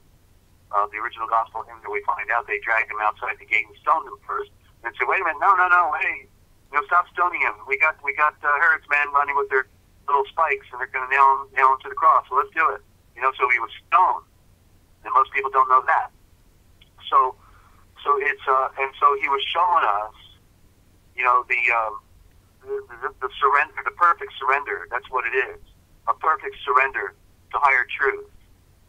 You can't have a little bit of the world and a little bit of the, you know, the higher truth. You can only have one or the other. Yeah, yeah. And so that's why he said we're separate people. You know, there's a quote, you know, I learned through the political activism. You know, you will know the truth, and the truth will make you a fugitive. Okay, that's why I've been a loner for so long, and I've been more persecuted by mainstream Christians who, you know, just, you know, can quote, you know, can only quote scripture but can't interpret it. You know, Jesus loves you, yes, I know, for the Bible tells me so, but now I'm going to put you on a spit and persecute you, throw stones at you, and call you names and make fun of you because I don't get it. I'm a narrow-minded bigot, you know, and that's what they did to these wonderful narrow-minded Christians. You know, they indoctrinated them. You know, indoctrination. They never had, these people never figured anything out. They just took whatever was handed to them on a plate and said, oh, there's my dog. Pretty good. I like it. Thank you very much. And, you know, they got it from day one when they were in diapers, and so they think they know something because somebody told them something. You know? And because somebody told them something, they think they got enlightenment. And, you know, but yet the truth is that the one who made all things is the one who reveals all things. And since the truth is not a part of any lie, and everything that's been handed to us is a lie, at least part lie, then we've got to sift through the lies in order to get to the truth.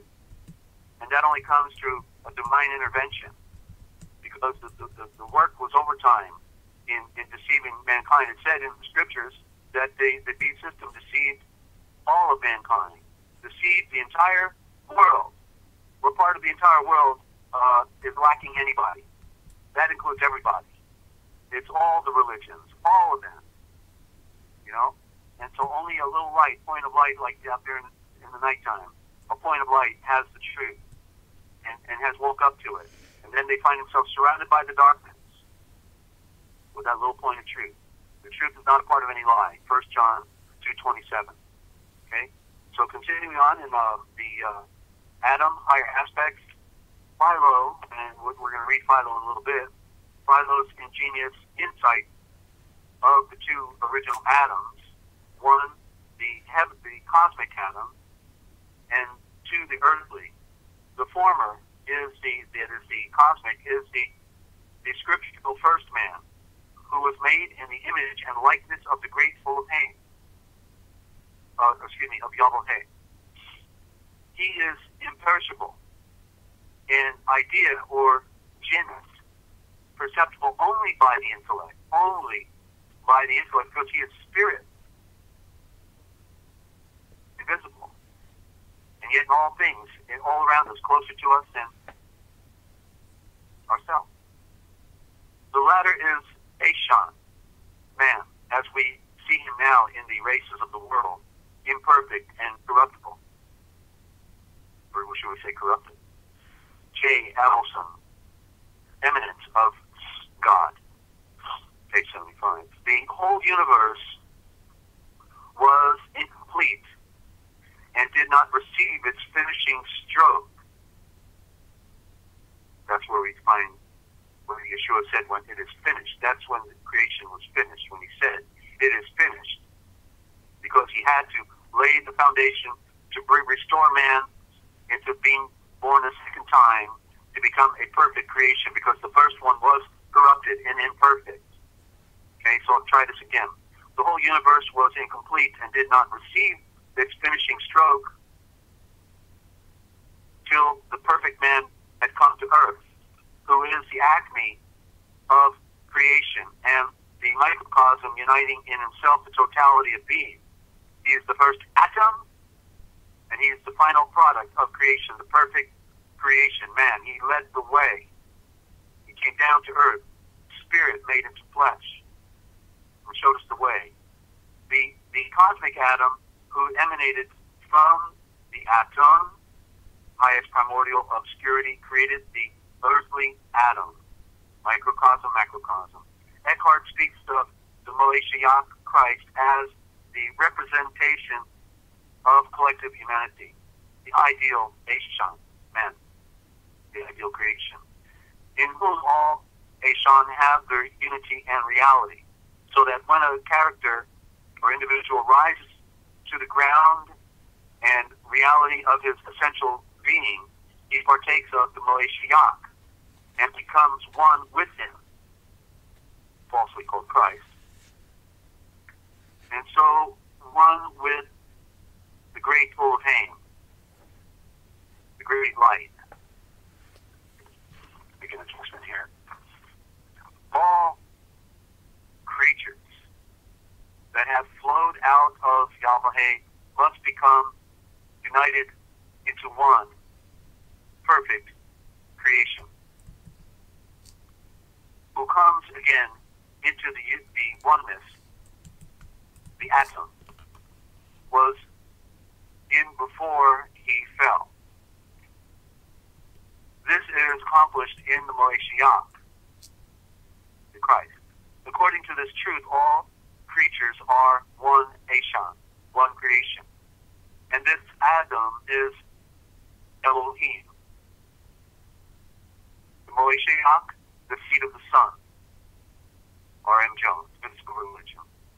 Continuing, Christ, the Malaysiak, Yeshua, is the Adam,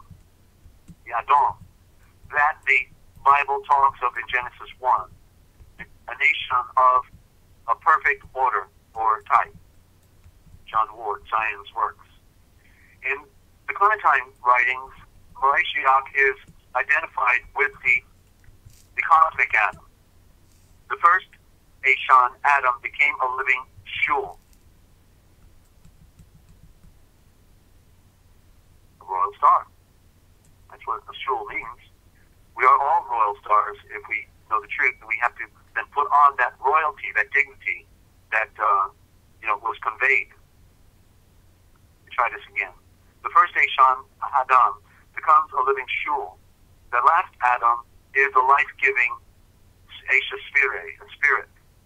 Having that is not, howbeit that is not first which is spiritual, but that which is natural, material.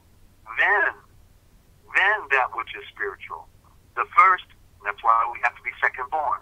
The first man is of the earth, earthly, and the second born, Eshan, is of the sun, of the light, the atoms, the purified atoms, never in a corrupt form.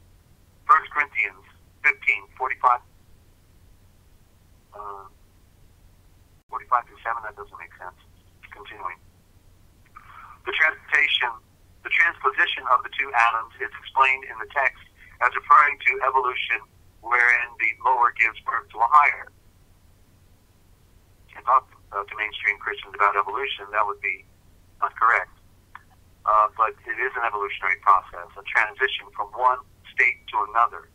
The involution, the reverse order obtains, for the cosmic precedes the earthly, as in Genesis 1. Ye have put off the old Eshan with his doings, and have put on the new Eshan, which is being renewed unto knowledge after the image of him that created him. Colossians 3:9 and 10. Here, the divine image, the cosmic solar prototype, the first atom, precedes the Adam of the fiery magma. The second Adam, as described in Ganesha, Genesis, the evolution of the new Eshan, the Malaysiak within, is beautifully indicated as according to the primordial archetype, which again is the Malaysiak.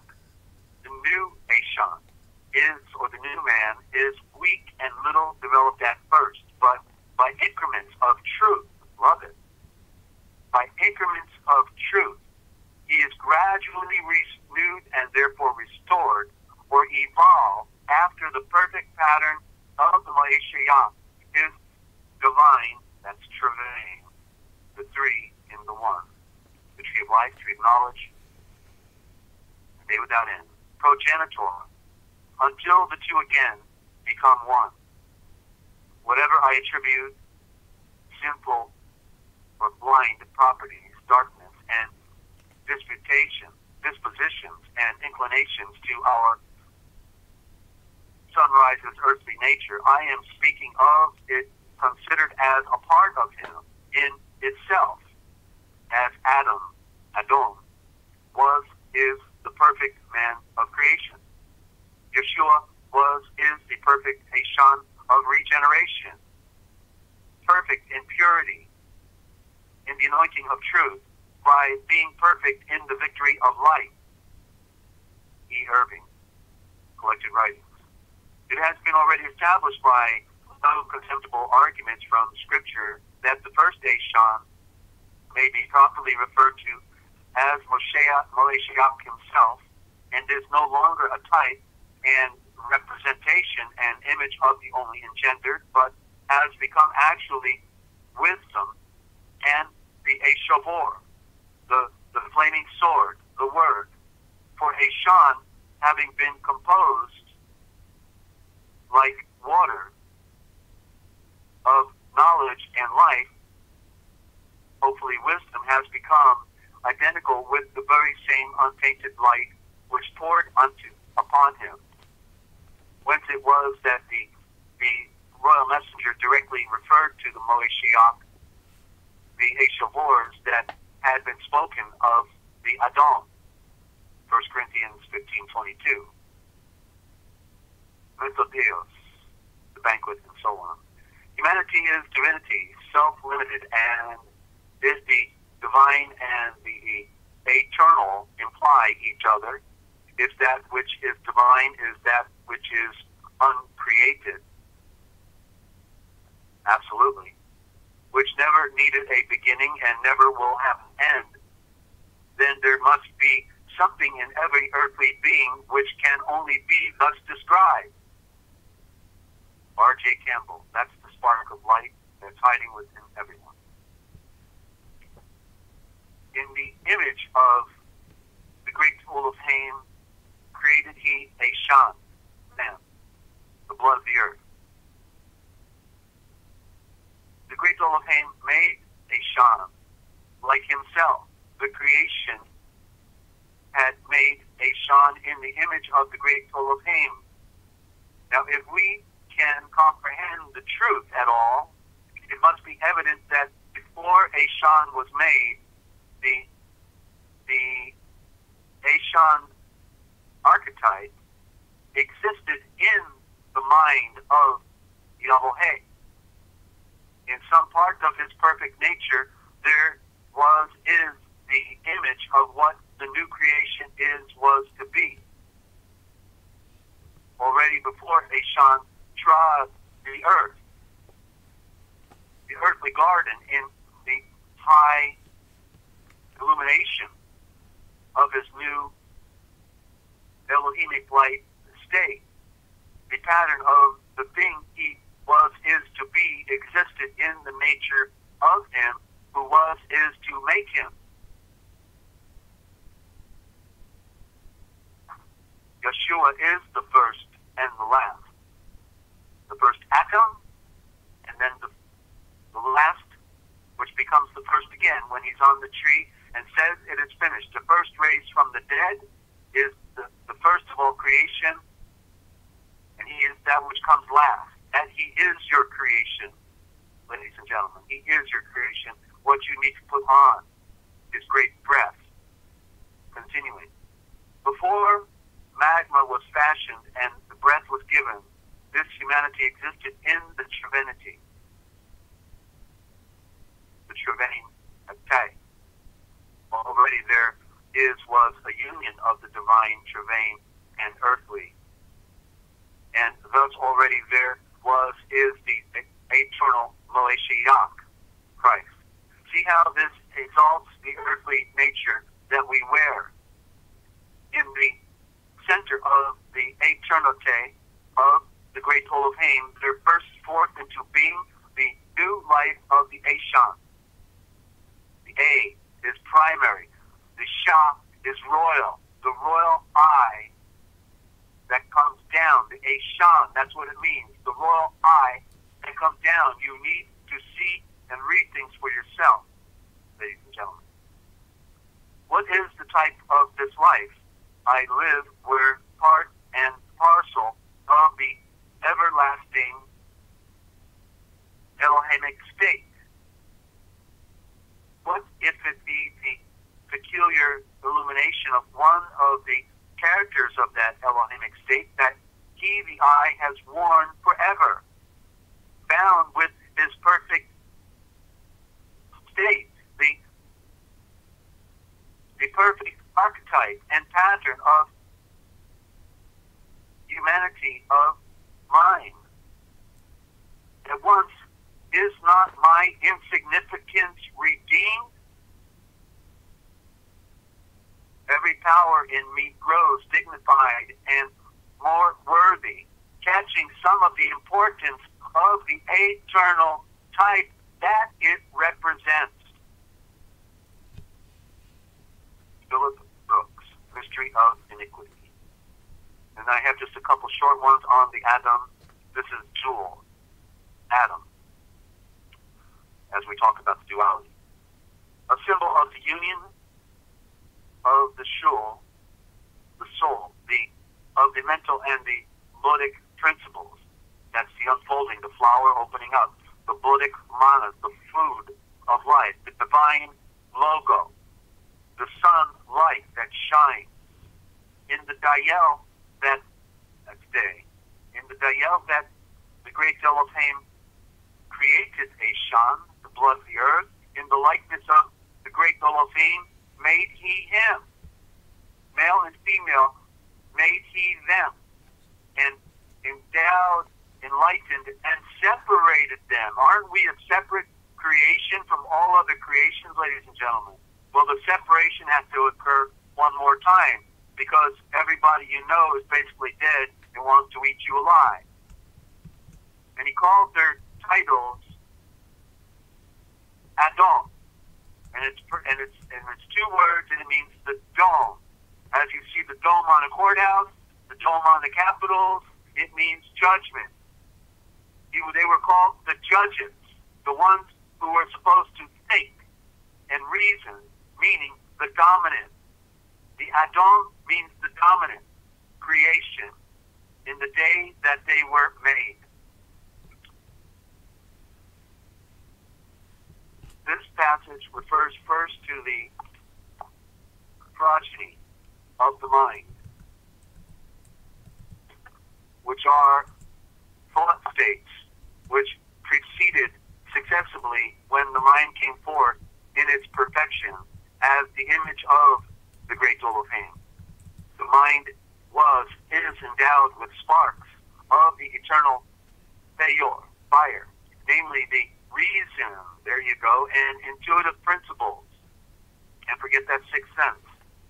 The blessing, correctly transliterated, endowment, enlightenment, and separation, Baruch Cain, signifies the divine Shervain will operating through the earthly consciousness. The reference to the reason and intuition being Adamic. Sounds like atomic.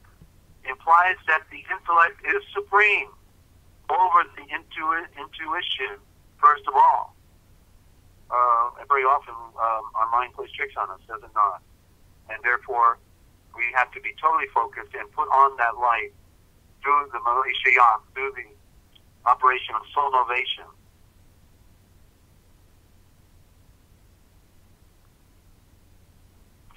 And now we're into adamant. You see, because the word Adam is found in the word adamant. And what is adamant? Adamant is what they throw into the process of making steel. They throw in some adamant, and then you can make steel. And so within us is the potential to go through the fire and to be like steel. And that was the picture at the bottom of the great statue in the vision of Nebuchadnezzar, when he saw the head of gold, and at the feet, the bottom of the feet were made of set iron, but that was the lie. The feet was made of steel and of clay, and yet, even though they were mingled together, they did not adhere one to the other. There was two creations in the feet. That's the end of time. That's where we're at. You can either be clay dirt, or steel with the adamant of being transformed in your being in the state of mind, which will change everything else. A symbol of the fabric of the universe, the world essence, forerunner of the physical condition. And they girded me with adamant, which can crush iron. Name of the pearl, the act of Yudash Toma. And I, the soul, the shul, was invested with that cosmic essence which precedes the physical. That which is first must be as that which is last. And then one more, I got two more here. Adamas, higher aspect, a symbol of the archetypal Eshan, man. But the Selenium, Hermes, summoned forth the shuls of Eshan, mindful, O24. That is, from the blessed man above, the enlightened, endowed one above, the original archetype, Eshan, or the Adamas. As they think they have been thus brought down into the plasma of fiery magma, in order that they may be enslaved to the demiurge of this creation. Sounds like demon. That's what the lower creation is, a demon. There's your demon. Demiurge. Sorry, Desert. Sorry to interrupt. Demiurge made me think of demigod. There you go. Well, if you put on a show, you're doing a demonstration, right? Yes, you. Yes. Okay. Congratulations. Please continue. All right. So Eso Dios, a fiery god, fourth in number, for thus they call it demiurge. Yeah, I don't know what that one word is. Eso Dios. It's something new to look up. It's the divine okay. mind, Hermes, which means the messenger. That's the divine mind. Is your messenger. It's talking to you. Have to listen to it. Centralizes the spiritual egos on the mental plane, endowing them with mind. That is, the egos take forms provided by the archetypal Eshan, and are thus brought down to the lower vehicle, in order that they may be enslaved to the lower desire principle. And here's the definition then. Etsa Ledios, ruler of the lower quaternary. Okay, so that's right. We woke up in the fall, and we have to now deal with it. The rock means Adamas. This is the cornerstone. And the rock is the Moeshiach, Christ, also called Adamas. There's the adamant that makes steel. Signifies the archetypal man, which is the Moeshiach incarnate. The inner great pool of pain is hiding right in front of us, all around us. A symbol of the lower self as ruler. This is Adamas' lower aspect. A symbol of the lower self as ruler of the shul's lower qualities. The 6 ages of creation under Adamas have refused the mysteries of light. They don't want to know about it. And persisted in sexual union and procreated rulers and false messengers, workmen and deacons in the books of the Savior. The qualities in the descending cycle of 6 signs are those attached to things of the lower nature, those in whom the senses of separateness is not killed, and who are of the old dispensation. They persist in the union of desire and mind, which entails endless progeny of illusions. The procreation is the begetting and multiplying means of existence, when the end should be all and in all. And then it says, see eons, 12 dispensations, Hyperov, seasons, 6, and 6 and tyrants. Yeah, let's check out those tyrants. Oh, one more. Adam's dead body. And then we'll go to a break. Okay. Symbol of the old self, devoid of spiritual life. That's Adam's dead body. A symbol of the old self, devoid of spiritual life, and through discarding which the soul rises. And the book of Hebrews is really a cap-off for all of this. If you read the book of Hebrews, ladies and gentlemen, it really is my favorite book on our spiritual defining of all these things, Noah carries the body of Adam into the ark, his three sons following with the sacred tokens. That's the book of conflicts of Adam. Noah, the individuality or sublimated Adam, conveys his old self with him, as it were, in the casual body, ark, as it is only through it and by surmounting it that he rises above this great flood. His sons stand here for the fruit of the affectionate nature, and these willingly follow with the tokens of the essence of his aspiration, the victory of light, travailing love, knowledge coupled with wisdom, and virtue, meaning power. And there you have the discourse on Adam, and we have we'll go into Philo and see what how Adam, a little more about how Adam fell on the other side, Ninja. Yep, sorry, I'm just taking notes. I apologise. Yeah, we are live. 1 second. Okay. Yeah, we'll go to a break. And Desert has already started his. Okay, we'll go to a break. I'll find some music. If you've just tuned in, you're listening to the Forbidden History Chronicles with Ninja Cat 111 and Dezert-Owl from the Forbidden History series. And I'm still scrolling, looking for a music break.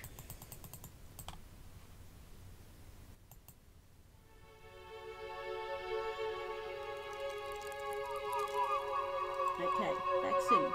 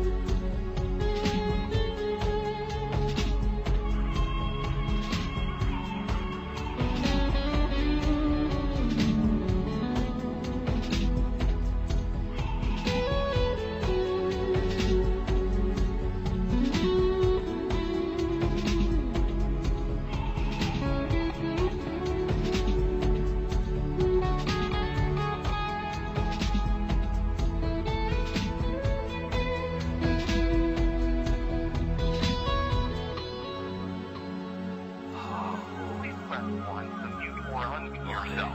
2, to log the conference. 3, to record the conference. 4, force increase.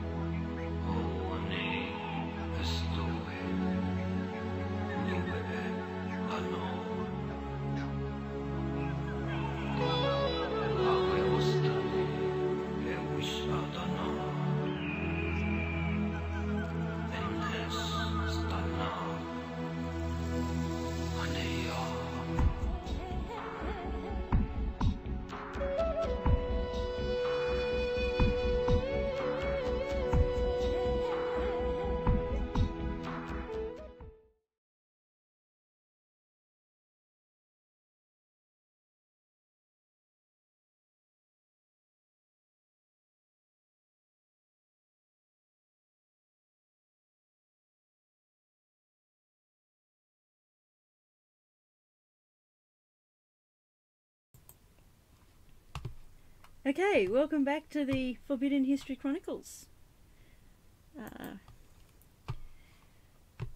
We're going to continue with the second part of the program. I'd like to welcome back Dezert-Owl. How's it going?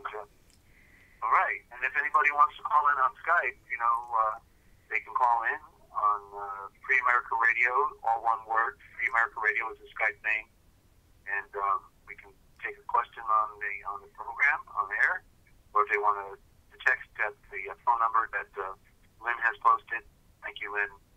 Then they can also text me and say, here's my number, call, and we can three-way them in. I can't take a call direct, but we can three-way somebody in with the feature on the phone. So anyway, other than that, how about you, Ninja? Are you before I go on with a read from Philo here, and it's not as long, of course, as the first part. Just a little follow-up. Any comments or questions on your end? I did promise Lynn that I would say something from the chat. Where is it?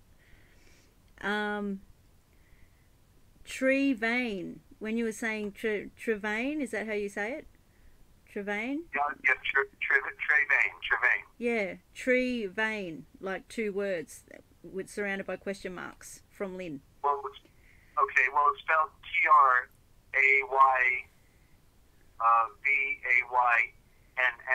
Trevain. And in other words, it took actually several decades for me to be able to see it clearly, because of the word divine is corrupt, and then and I knew the word tree and the word three were relative, and I just didn't know how they all go back together. And then finally I saw that it was the word tray. So tray, because in other words, because you know how the stars are speaking, and so Orion's belt has 3 stars in it, and so the belt holds everything up, right? Yes. The belt holds everything up, and so the 3. So what does it take to make life on Earth? You have to have a sun, Earth, and a moon. So those are the 3, and they are the tree. The tree of life and knowledge is the sun. The tree of knowledge, in particular, would be the moon. It being that it doesn't have its own light, it's more symbolic of knowledge in the darkness.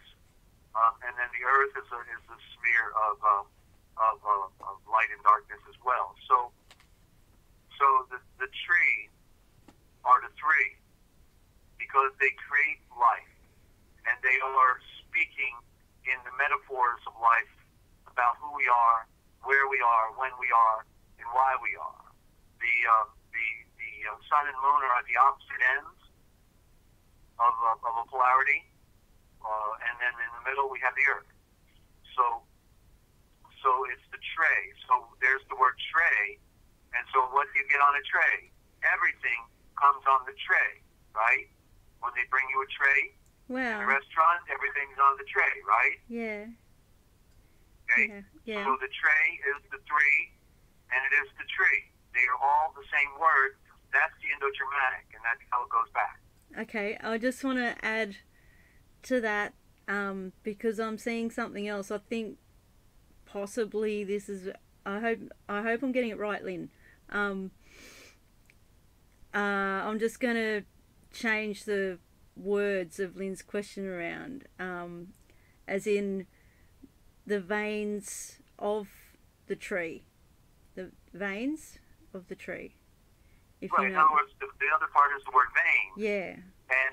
And so, you know, like on top of a barn, they have what they call the weather vane, right?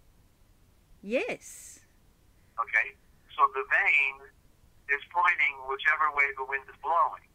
And so the travain then are all the avenues of life that are brought to us within the great mystery. The vein is pointing, the star points in every direction, right? Yes. Wow. The rays of the sun are pointing in every direction. So the vein can go in any direction. In other words, just like Yeshua says, there's nothing unknown that cannot be known. There's nothing in secret that cannot be revealed. So which way do you want to go? You know, he'll communicate with you. He will reveal for you. Okay, if you're willing to serve him. You know. Yeah. It's the vein. What do you go when you go into a mine shaft? What are you looking for? Into a mine shaft? You dig into a mine shaft. What are you looking for? Gold? The vein. The veins of the earth? Yeah. The vein of gold, the vein of silver, the vein of, right? Yeah, yeah. You Yeah. want the vein. Wow. Wow. Okay? Yeah. So I wonder why they call it so vain. It's so vain. Right? Don't ask me, okay? They reverse everything, don't they? Yes, they do. Yes, they do. Yeah. Indeed. Well, maybe it had a positive meaning at one time. You know, you're so vain. Obviously today doesn't work right. It doesn't, no. Yeah. It doesn't, does it? So, and the mind is, take up the deed, the mind is a mine. It is a mine of a treasure that we want to possess within it. The mind is knowledge. So, okay. So do we answer everything there? I think so. I had something from your last read that I was gonna. I can't find it. I was taking notes and forgot to highlight. Yeah, no, don't worry about it. If I think of it, I'll let you know. I just noticed something. I had a question from your last read from the first half. Now you can't find it? I don't know where it is because I didn't highlight it. I was taking notes in the margin, but I didn't highlight this. It was just one little thing about a word. Yeah, I won't worry about it. If I think of it, I'll let you know. That makes for bad radio, Ninja. That's really terrible. Sorry? I said that makes for bad radio. That's really terrible. I apologise. That's all right. I was seeing and reading for myself. Does it? You've been doing a pretty good. I'll give you a 10 for being a producer. Okay, you've been producing pretty well, and we got through a lot of technological craziness. And we're still doing it, making damage on planet Earth, and making history, being a part of history, even though nobody.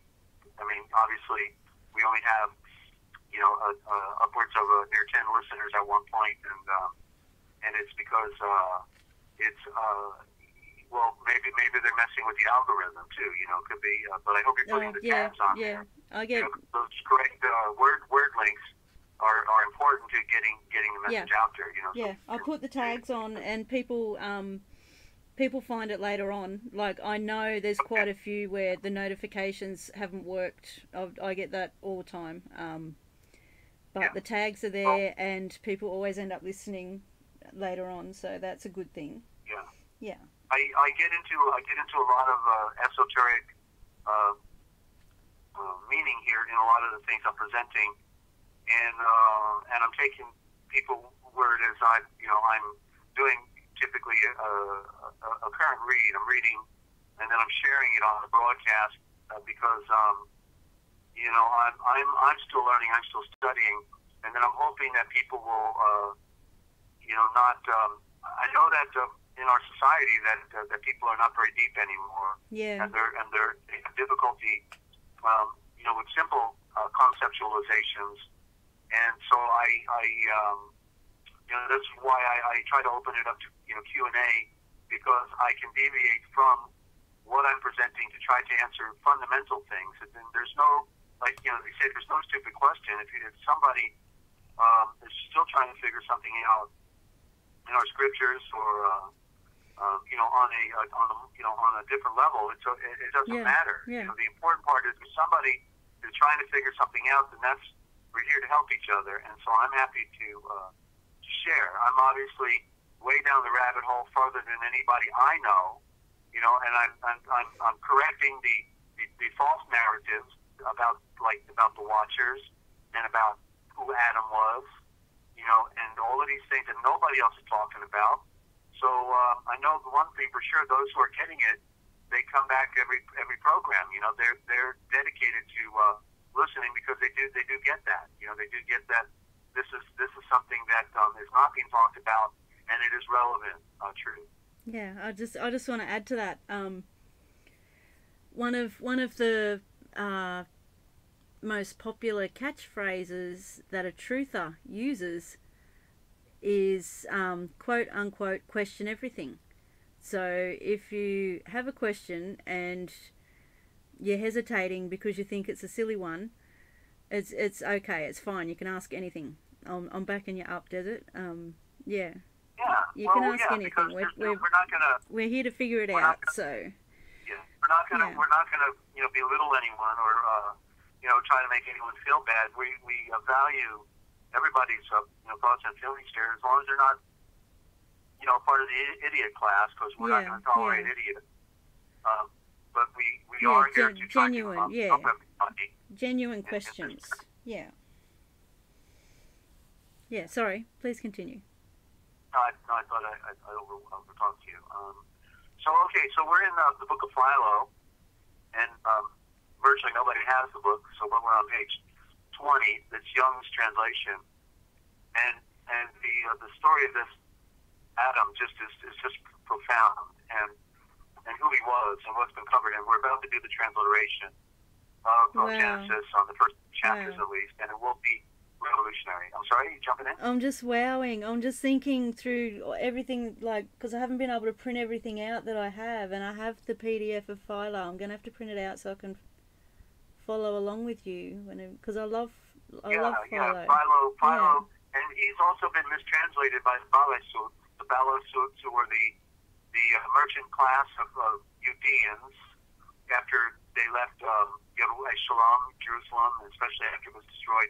They worked in the libraries because they were scholars and translators. And so all of the writings from Josephus to Philo, you name it, have all been manipulated. And they took anything out that would be in direct reference to Yeshua as the Moshiach, or the Savior of the world. And so I have to literally find the tricks in the code in here as well, and then correct the meaning. As it was a big one with volcano, the volcano, how man. Yeah, wow. But anyway, so in here on Young's numbering system of 140 on the creation, the first book on the creation, it says the first man therefore appears to me to have been such both in his body and his soul, or his mind, being very far superior to all those who live in the present day. Okay, so he's acknowledging his superiority. The first man, that would be Adam, and to all those who have gone before us. For our generation has been from men, Ashan, but he was created by the great Elohim, and in the same proportion as one author of being is superior to the other, so too is the being that is produced. For as that which is in its prime is superior to that the beauty of which is gone by, whether it be an animal or a plant or a fruit or anything else, whatever, thus the production of nature, so also the first man who was ever formed appears to have been the height of perfection of our entire race, and subsequent generations appear never to have reached an equal state of perfection. And so what was Yeshua doing when he made Adam, the first man? The first man became a prototype for all of the other creations that would come upon the earth, even though Adam was going to come last. But Adam was the prototype, and Yeshua was going to use this prototype of the Aryan race to come down to earth and to speak with mankind. So naturally, the Aryan race would represent the sun.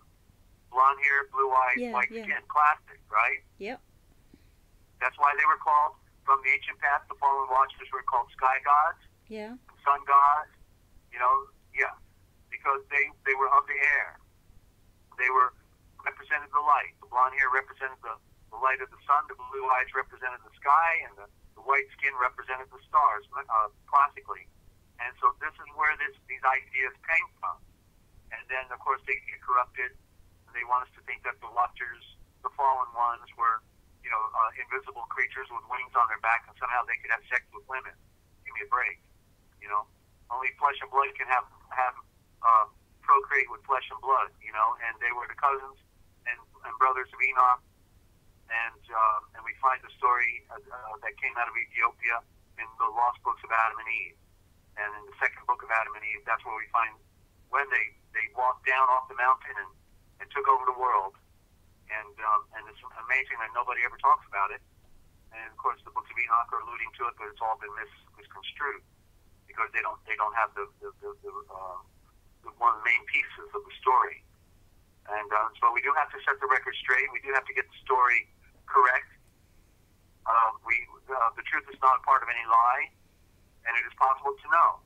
And these remnants were left for us, these important pieces, when so much of it's been destroyed, taken away, especially about the story of Melchizedek, or Melchizedek, in proper pronunciation. But, they didn't want us to know about him, so that's why most of those writings were disappeared or fragmented in what they claim to be the remnant that was remaining,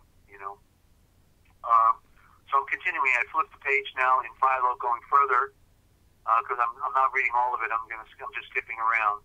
Therefore, having laid down these to be the boundaries, as it were, of the soul, the great Elohim then, like a judge, a focused light, began to consider to which side men would be most inclined by nature. And when he saw that the disposition of Ashan had a tendency to wickedness, and was but little inclined towards purity or enlightenment, by which qualities and immortal life is secured,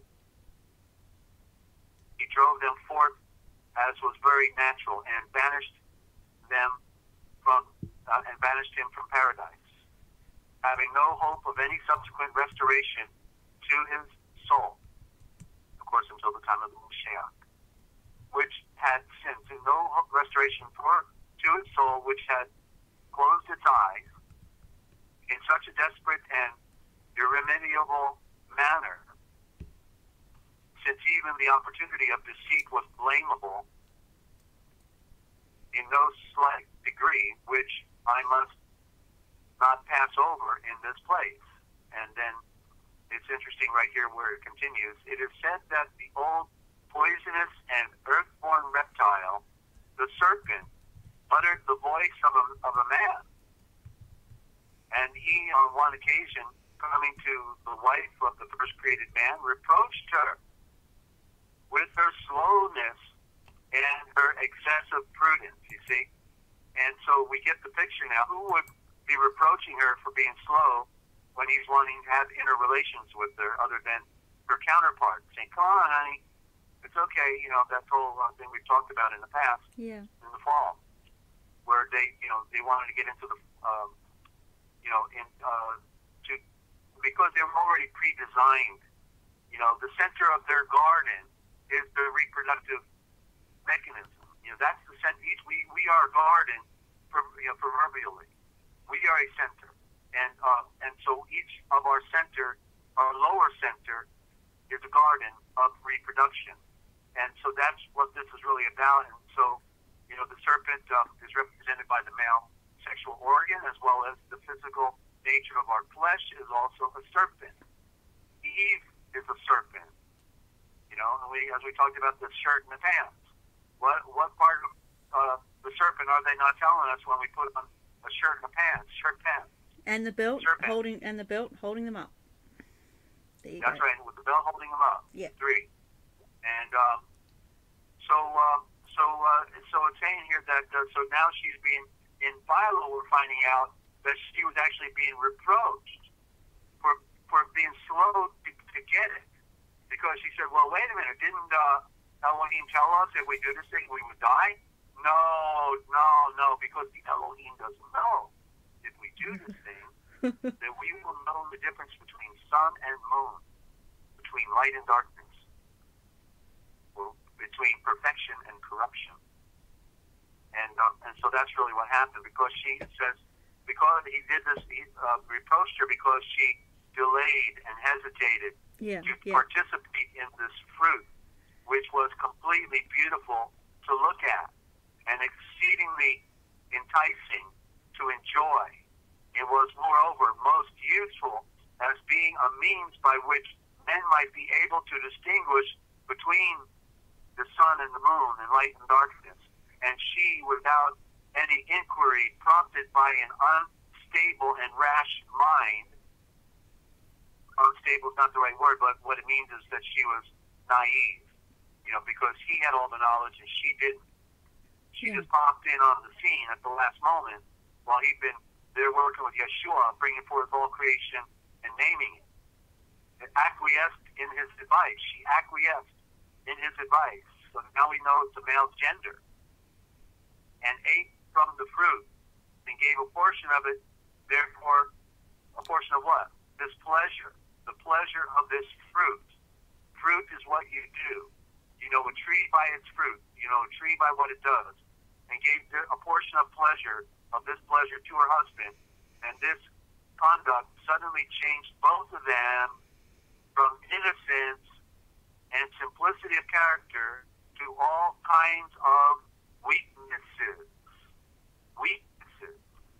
at which the great Father of all light was indignant, for their actions deserved his fire, inasmuch as they, passing by the tree of eternal life, the tree which might have endowed them with the maintenance of perfection and virtue, by means of which they might have enjoyed a long and happy life, they walked away from the light, preferred a brief and mortal life.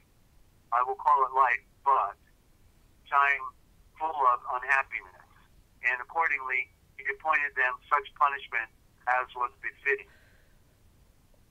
And these things are not mere fabulous inventions in which the race of poets and sophists delights, but rather types shadowing forth some allegorical truths. He's saying all of it's a story that's telling a story, according to some mystical explanation. And anyone who follows a reasonable train of conjecture will say with great propriety that the aforesaid serpent is the symbol of pleasure. There you go.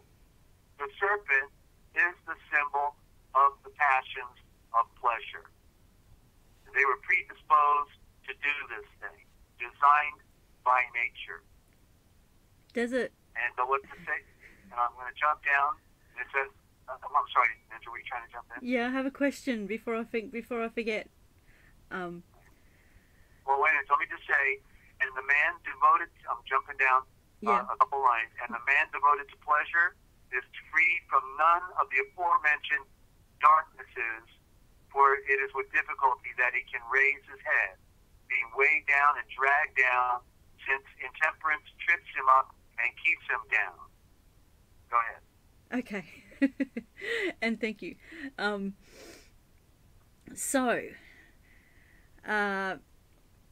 If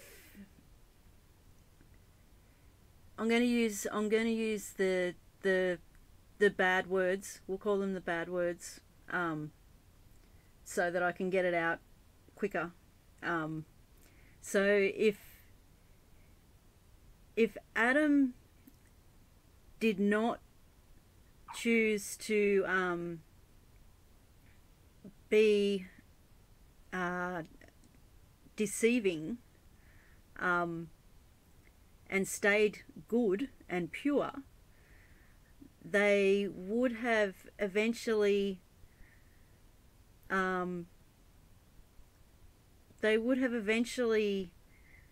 reproduced anyway, because that's the way they were made, right?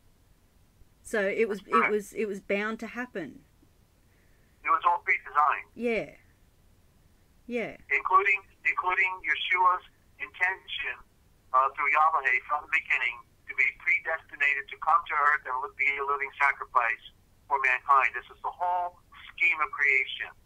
It was all pre-designed. There is no accident.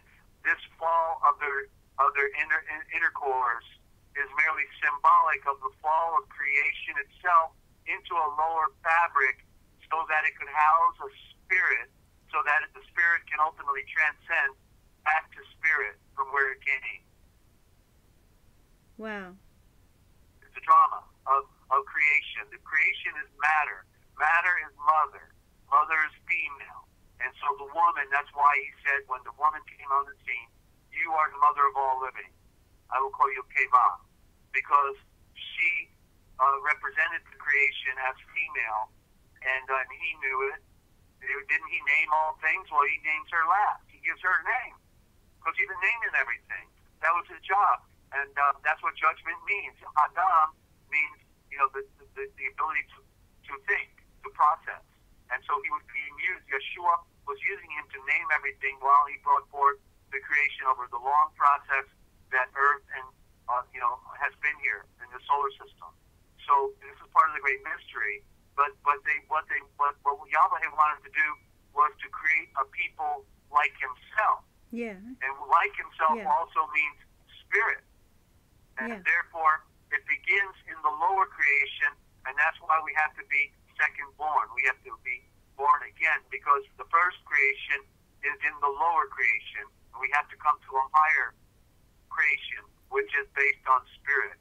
Okay. Or as it says, if you sow to the spirit, you will achieve life. If you sow to the flesh, you will find death. Okay. They're in conflict. Thank you. You're helping me understand a little bit more each time, because that's the part that gets me. Why? It's just, just getting my head around why we were put here and why all this had to be predestined, and why we had to go through all of this, and I'm wordless again. You're helping me understand it. You're helping me see it. Yeah. So, when we plant seeds, as it says in the scriptures, when we plant seeds, we plant in hope of having a harvest. So Yahweh, the one who made the cosmos, the one who made the universe, put you here in the hopes that you might turn towards him and be set free and transcend and to be part of the true realm that he has already prepared for us, that was prepared from the beginning, a place that is beyond this world that we can't begin to comprehend what it is, but it's pure energy. You won't need a bed anymore, but you probably won't be sleeping anymore in that realm, because it's pure energy wherever he is. And yet from this world is a type and a reflection and a shadow of that greater world. In other words, it is to me, it's obviously a place where you'll still have an identity of yourself, but it will be in a place where there is no more corruption and no more falsehood. It's those who have conquered this world, those who have put on the light and of truth and reason, and become a sacrifice, serving the great ruler. Yeah, the duality. It makes sense that it'll be a place that's a complete opposite to this world, which is wonderful. Yeah, no bad guys. Yeah. No bad guys allowed. You see? And it begins here. There's two worlds here. The kingdom of heaven is here, and the kingdom of darkness is here. They're both here. Kingdom of light and of darkness. Yeah.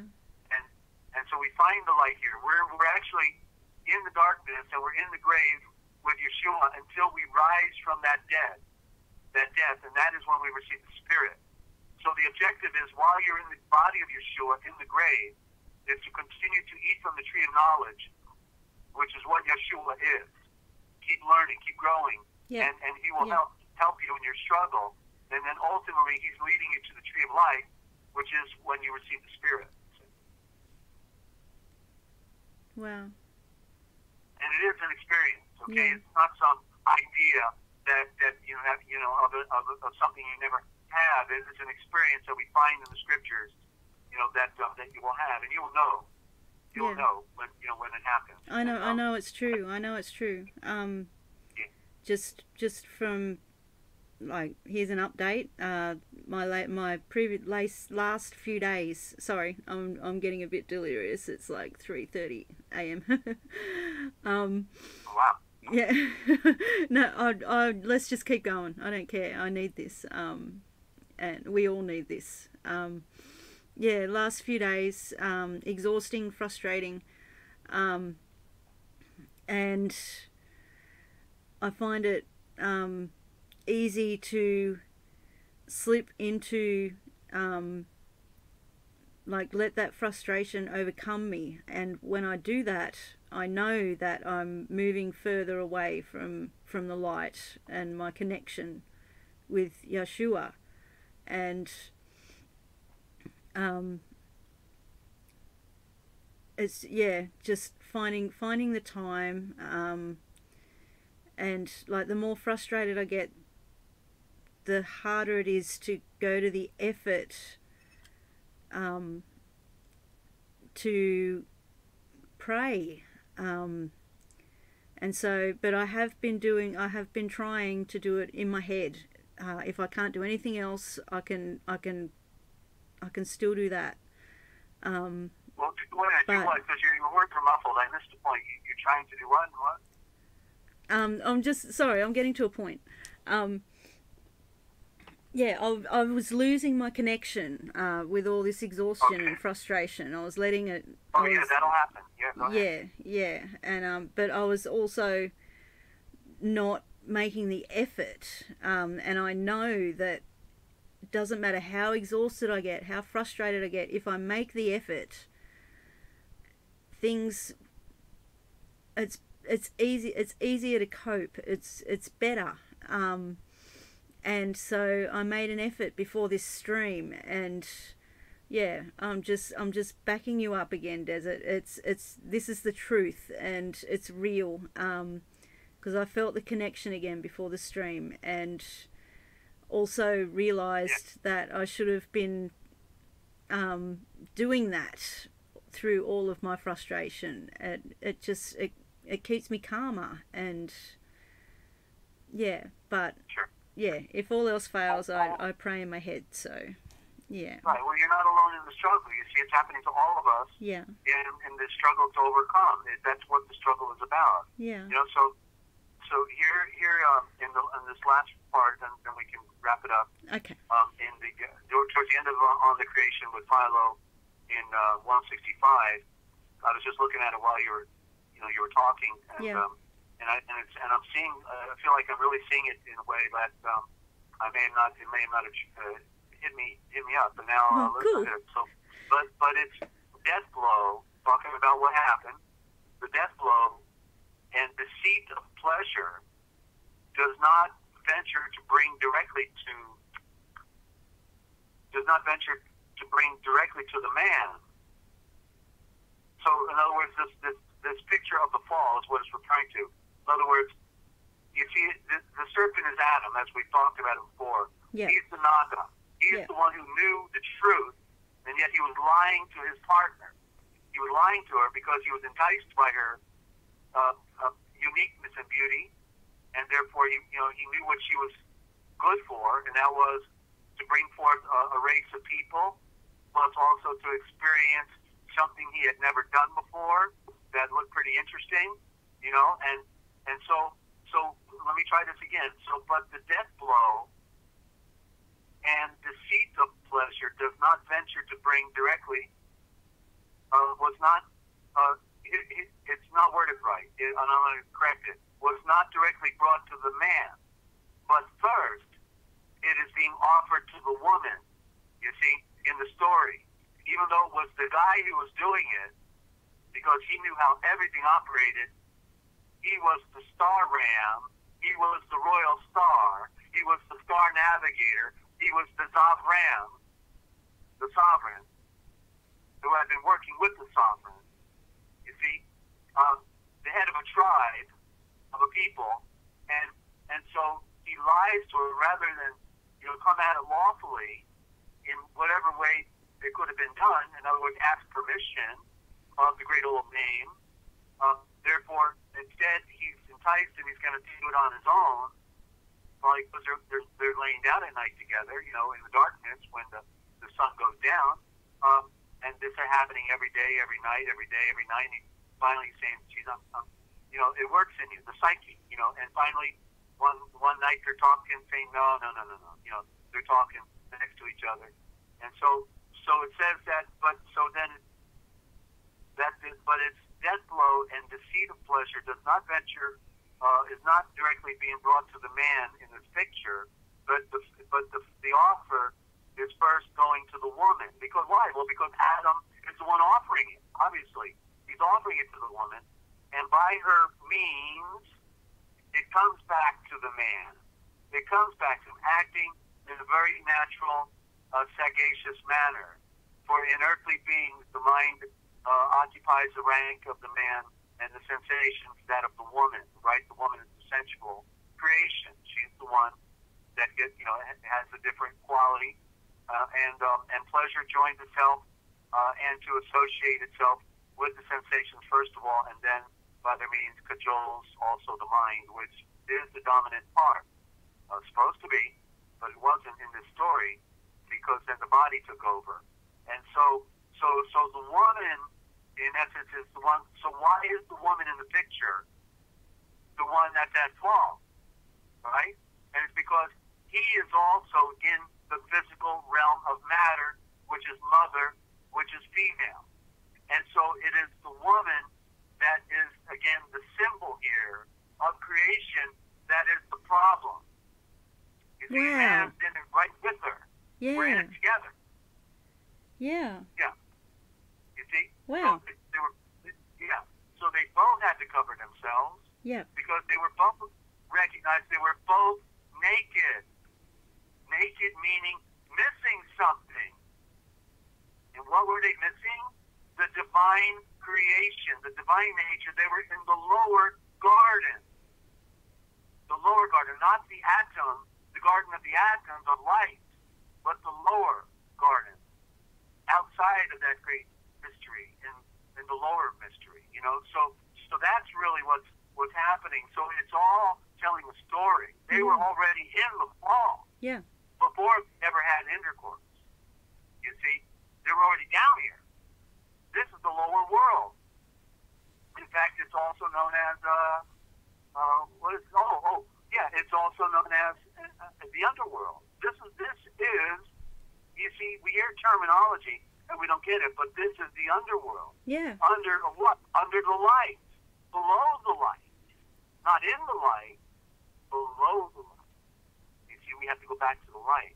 And see, this is where our modern rational thinking has a problem with associating with the sun as being a garden and a place of origin, because we've been so conditioned by the sciences that are false narratives of our true creation.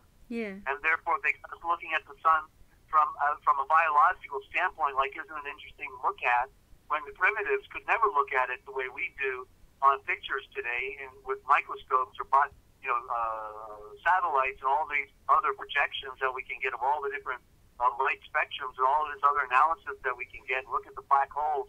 We see it as a biological piece of creation, when the primitives, the only way they could see it is by not looking at it, because it was so bright they couldn't even look at it. because it was the place where we come from, and we're not even able to look at it.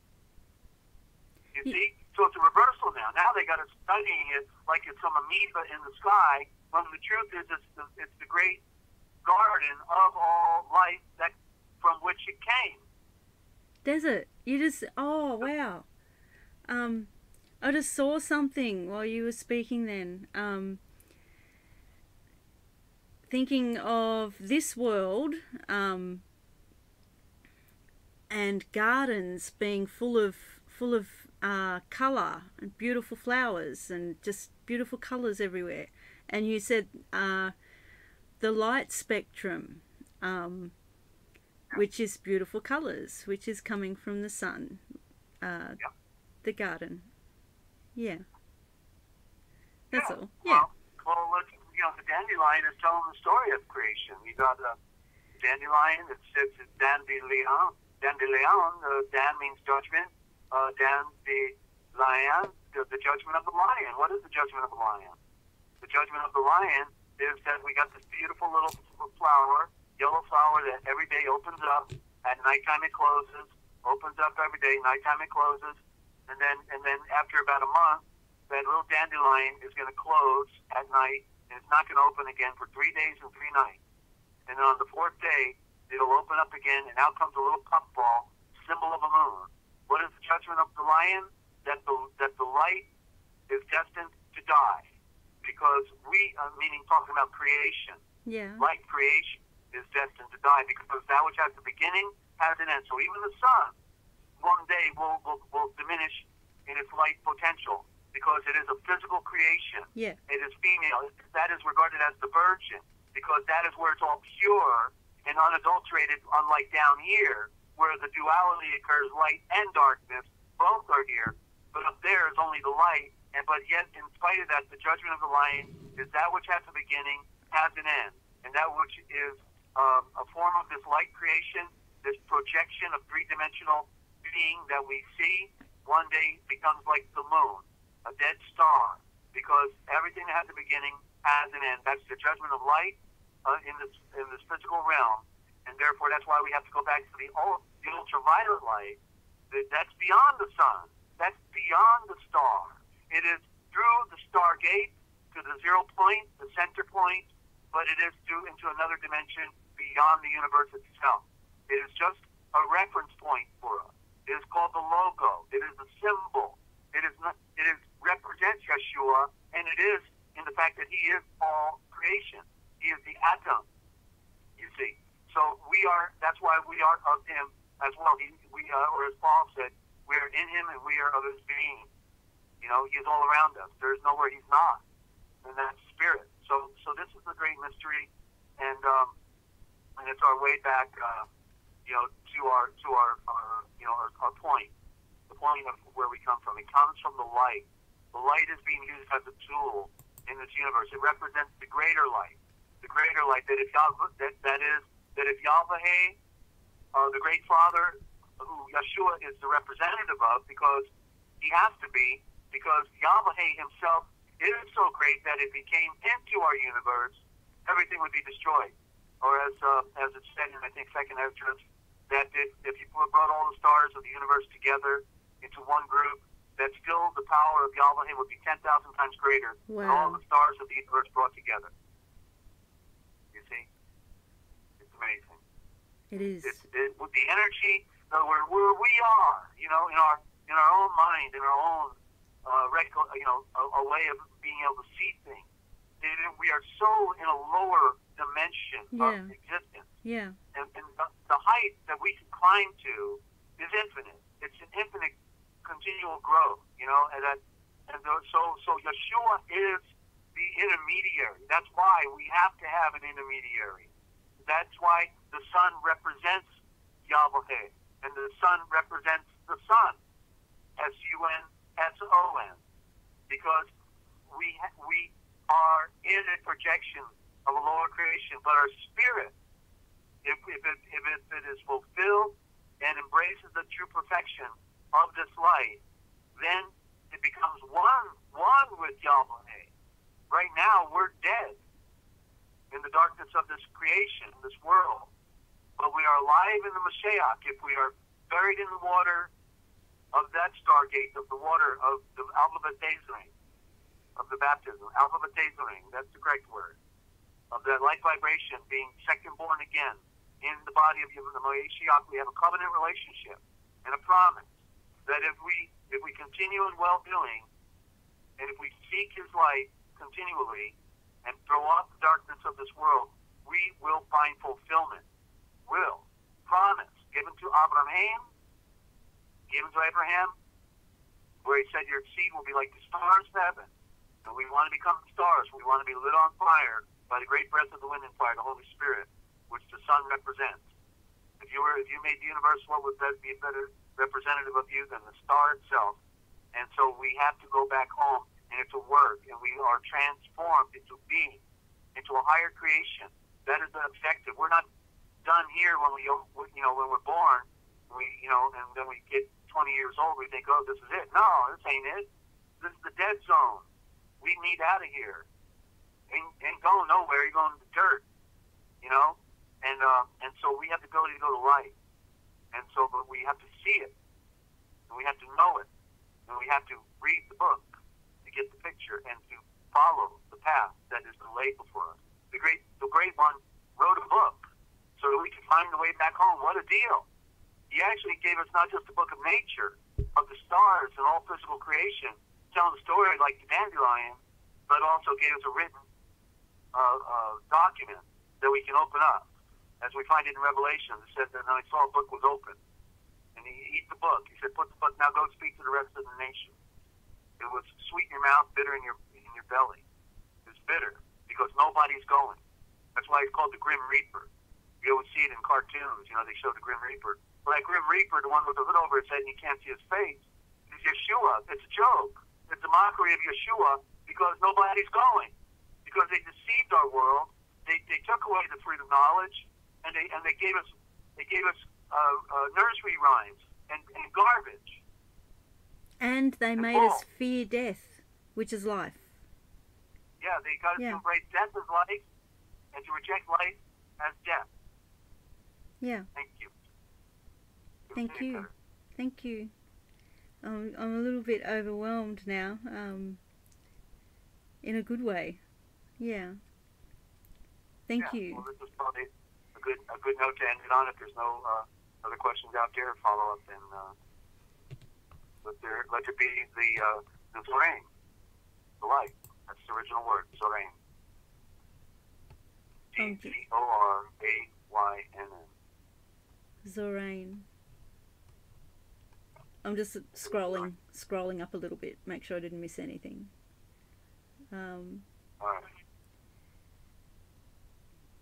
I don't see any questions. I see Ya Love saying, I praise you, true, perfect and complete, great Father.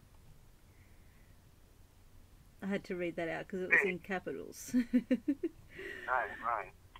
Well, Ninja, the most important science in the world is communication. I see my quote coming up here. And yes. And so let there be Zorain, and we'll pick it up on Wednesday at 9:30 a.m. Eastern Time. And I have someone else now looking at doing an interview with me, perhaps once a week to start, maybe twice as a addition. So everybody can keep that in the creation of light, that we can get a little more time, because I make discoveries every day, and then I got a pile of them that I'm not able to share on your broadcast because there's just not enough time to get it out. We don't talk enough, and you're overloaded with some major responsibilities you got to deal with that at the same time. So it looks like we have someone else who will start interviewing me here real soon, and I'll be on therefore 3 times a week, and maybe 4, and then ultimately I'll get my broadcast back up, and I'll do that at least once a week. So that'll be 5 times a week while I'm doing the translation project. So we're really just ramping up. I love everybody out there and their support as well. Thank you for your creation of light and the donations that you've all made in the past. It makes a difference. And we're about to have a major experience on a translation project that will defy all modern scholarship, reveal the occult nature of the false narratives, And so we're about to do that. So thank you, and all the best for you and your mom, and you know, everything you're having to deal with on your situation. And thank you again for the broadcast on the Forbidden History Chronicles. Ninja, don't forget, if everybody out there listening, and if you want to know the future, and just look for the Forbidden History. Because it's what they didn't want you to know. What, Ninja? That we tell right here. We do. Thank you very much. Peace and love. Thank you, Desert. It was amazing. Amazing, as always. We'll pick it up on Wednesday. Okay. We'll see you. Thank you. Okay. Peace and love to you. See ya. Okay. And you heard it here first. I'm not going... Sorry, my voice is going. I'm not going to ramble on. I'll just end it here. I just want to say I love you guys. Love you guys. Thank you for joining. And I'll see you all on Wednesday. It's been amazing. Absolutely amazing. And I can't wait for the next one. Okay. See you soon. Love you.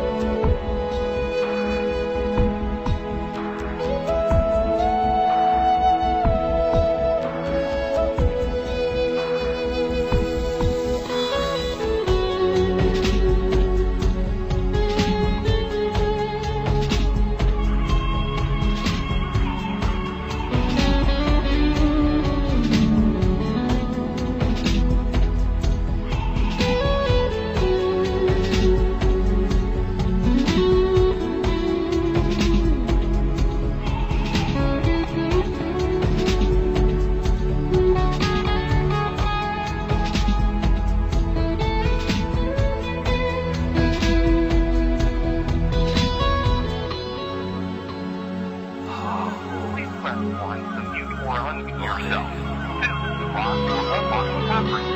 3, to record the conference. 4, force